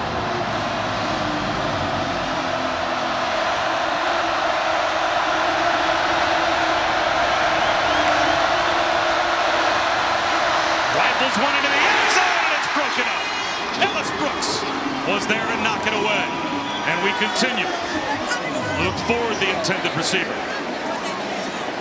Both teams are now 0 for 3. 3 yards. Tough to get, champ. It's a great break on the ball by Ellis Brooks. It's a little spot route. Tight end kind of sifts down or just falls down inside a little bit. Peters is trying to throw it on his outside shoulder. Brooks punches that ball away. It's the right throw, it's the right time. It's just Brooks is right on top. This is one of those moments as a quarterback, you know, if nothing's there right away, you really want to try to create, hold on to the ball, allow your guys to work to an area, because again, defenders are thinking, all right, where is everybody? They've got so much vision on the quarterback that you holding on to the ball and working the pocket or scrambling can free up some receivers. Almost happened on that last time for Sean Clifford. If I'm Brandon Peters and nothing's open right now on time, this is a moment when you think, okay, I'm gonna allow my legs to try to open up a receiver. Penn State again chooses defense, which means Illinois gets to choose the end we play at. So they go away from the student section, back to the opposite end. And it's Brandon Peters alone in the backfield for the moment. That's Norwood in motion. And now whistles. Prior to the snap, Illinois calls their timeout of the overtime period. 30 seconds and win. Felt like a basketball timeout in a way. Let me see what they're in. That was called quickly from the sideline. Yeah, I think once they saw them back motion out and come back inside, and they did not get what they liked, because it was going to be a zone defense from Penn State. They didn't get what they liked. They wanted to get into a different set, different thought process. Again, I think, so as a quarterback and as a play caller right now, your initial play call is, if they bring pressure, what do we do? Because it's going to happen quickly. So you've got to have a plan. If they're blitzing me, who's the matchup? Who's the one person that I'm throwing the football to? And then if they play zone, you want to play on time. And if it's there right now, you got to trust your eyes and get it out. But if not, scramble around, work the pocket, allow receivers to work in some spaces where they might get lost in coverage. They had Norwood to the near side left last formation. Now he's to the far side right, but once again, he motions back. Brandon Peters. Way up over the head of Daniel Barker. No chance. And once again, Penn State gets a stop, and they will once again have a chance to win it. You see what I'm saying? No, it's a wasted rep, essentially. It's not clean. That throw is not there. It's almost like a super safe throwaway. You're not really trying to complete that throw. That's the moment where you just hold the ball. If you get sacked, you get sacked. But hold the ball, work, and allow some guys to try to find an uncovered space. From an Illinois standpoint, I know it's only one snap, but all day long, when they've needed yardage, they've just run straight ahead and played bully football. Sure. And they have gone completely away from that style with all of these two-point conversion attempts. They've thrown the ball 4 times, and they're 0 for 4. Well, here's Clifford. A chance to win it again. Clifford, shovel pass, Strange, stood up, Inside the 1-yard line, Illinois gets another stop. The shovel pass to Brenton Strange looked like it was there. But Illinois was up to the task. And we continue with this overtime 2-point conversion contest. Watch Randolph, 88, top of the offensive screen. Look at that fallback left arm wrap on Strange. You know how powerful you got to be to do that? He fights off the block, has the awareness that the shovel pass comes. And wrap tackle with that left arm. Big time play. Look at 88. Look at, watch. Work down, vision. That is outstanding. End play by Randolph. He had himself in that period. Let's go back to Kevin Nagandi. Illinois has elected defense. Penn State has elected the south end zone.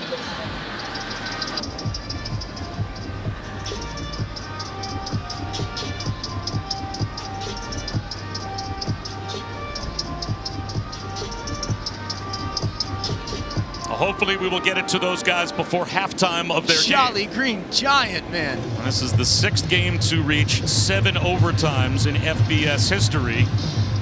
None have ever gone 8 overtimes, but a different version of overtime. You would think it would be easier to end the game with 2-point conversion attempts. Makes it even less likely.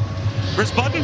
Well, I'm not sure what the coaches think of this rule change, but the players have loved it. They've been so excited on the sidelines, but that last attempt by Penn State really sucked the energy out of this side. I'm putting number 5 by himself. If it's one-on-one, I'm throwing it to him. If not, I'm scrambling around and trying to create. It's at the bottom of the screen. Instead, they'll run it. At the goal line, it's Noah Kane. Is he in?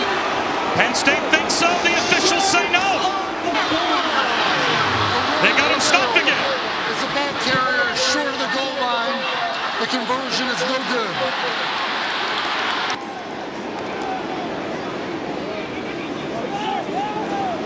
James Franklin looking up at the big board at the replays to see if Noah Kane indeed was stopped.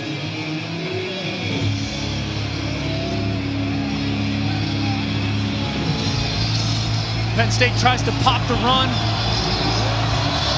You want to talk about a football play by 25 Kirby Joseph. My goodness. Coming from the middle of the field. So now a chance to win it again for Illinois. Now they've got McCray back in the game. Run it. They will. Josh McCray, no chance. He lost yardage back to the 5-yard line. Derek Tangelo came through to make the stop. And I would expect we'll go all the way back down to the other end of the field again. I would have loved to see a run that went right at Penn State. They're trying to get out on the perimeter. Tangelo does a nice job of pushing. Penn State has elected defense. Illinois has elected the north Evan Katie end zone. holds the edge. Nowhere to go outside. Tangelo pushes the inside. That's not McCray's strength going laterally. I don't mind that run there. You had mentioned how many straight throws They had tried 4 consecutive throws and they're 0 for 4. I would just like something at Penn State. And they've run for 357 yards today. And they've thrown for 38. Well, now they're going to get another chance because Penn State, of course, chose defense. So we're at the other end of the field. Another attempt for Illinois. And again, it's Brandon Peters in at quarterback as Sitkowski was hurt a couple of attempts ago. You've got Reggie Love in the game as the tailback to the left of Peters.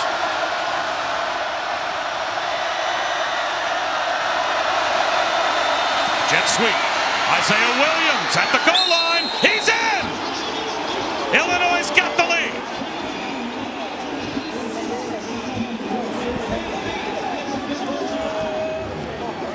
Isaiah Williams, the quarterback, who is a terrific running quarterback, gets it done as a running wide receiver here. Jet sweep to the perimeter. Watch Williams. Does he get in? Does the ball cross? Absolutely. The block by Doug Kramer is absolutely incredible. Watch. Climb up. Now watch him shove the defensive tackle. He can't get into the tackle soon enough, and that gives just that extra moment for the score. Penn State to extend the game. Noah Kane at the goal line. Is he in? Yes! Both teams on the ground finally convert, and it continues as Penn State is able to answer.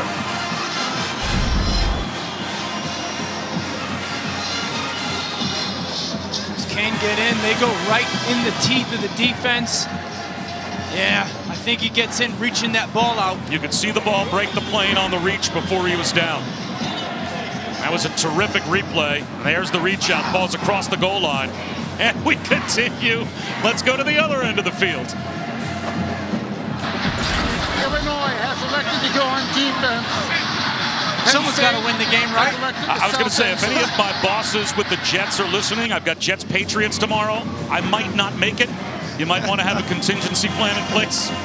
We might still be here. So Penn State back out on offense, Illinois back out on defense. They ran a mile just changing the sides of the field. So now can Penn State answer once again? They just got it to this one to take the lead.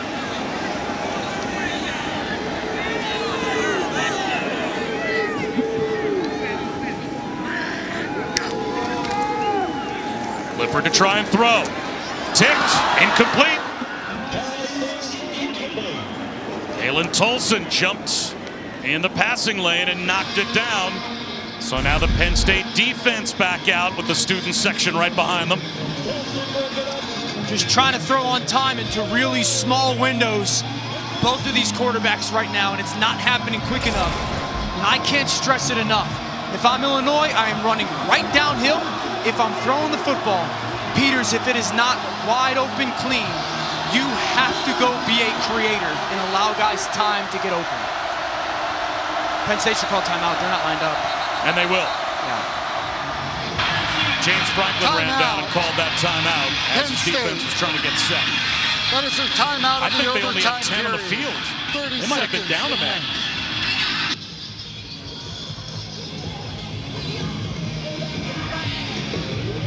If you were going to run straight downhill, Josh McCray would be in the game. 1,000%. And they had Jakari Norwood out there at tailback, so you'd think they should run straight downhill, but they had a personnel package on the field that said this is going to be Brandon Peters throwing the ball. And even if I'm throwing the football, I would have McCray on the field because you want Penn State to still think run is an option. You know, if I present McCray as my back, you at least have to respect that a little bit. You've seen him all game. So after the Penn State timeout, we are in the 9th overtime. This to win it for Illinois. Brandon Peters, a quarterback. Rolls out. Into the end zone. It is caught. Casey Washington's got it. Illinois pulled off the upset.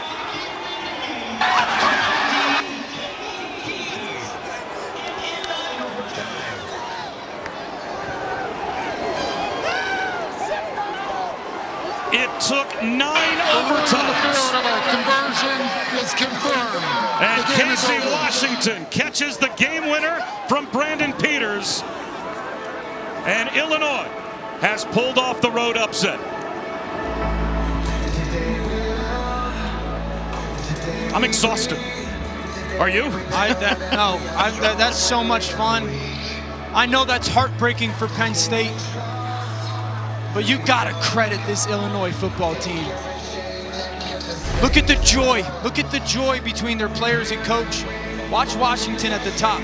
Talked about it. Quarterback, if it's not there, number one early on, wait. Let guys create. Look at Washington throw his hand up. He's looking for the tailback in the corner route. It's not there. Peters, just wait a second. Find Washington backside number 3 into a spot where the defense is not. This is a great job by Washington. Throw that hand up. Talk to your quarterback. He gets lost. That's what happens when you wait just a second more. As a quarterback, just a little bit of patience. Credit Brandon Peters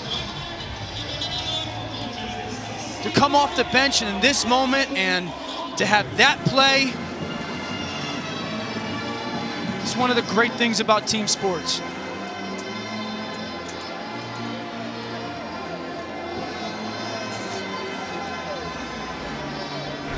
Brett Bielema and the Illini celebrate a big-time upset win. 9 overtimes. And it's 20-18 Illinois, your final here at Penn State. For Dan Orlovsky and Chris Budden, I'm Bob Wischusen. After a quick break here on ABC, we'll send you to Pasadena. Stay tuned for Oregon, UCLA.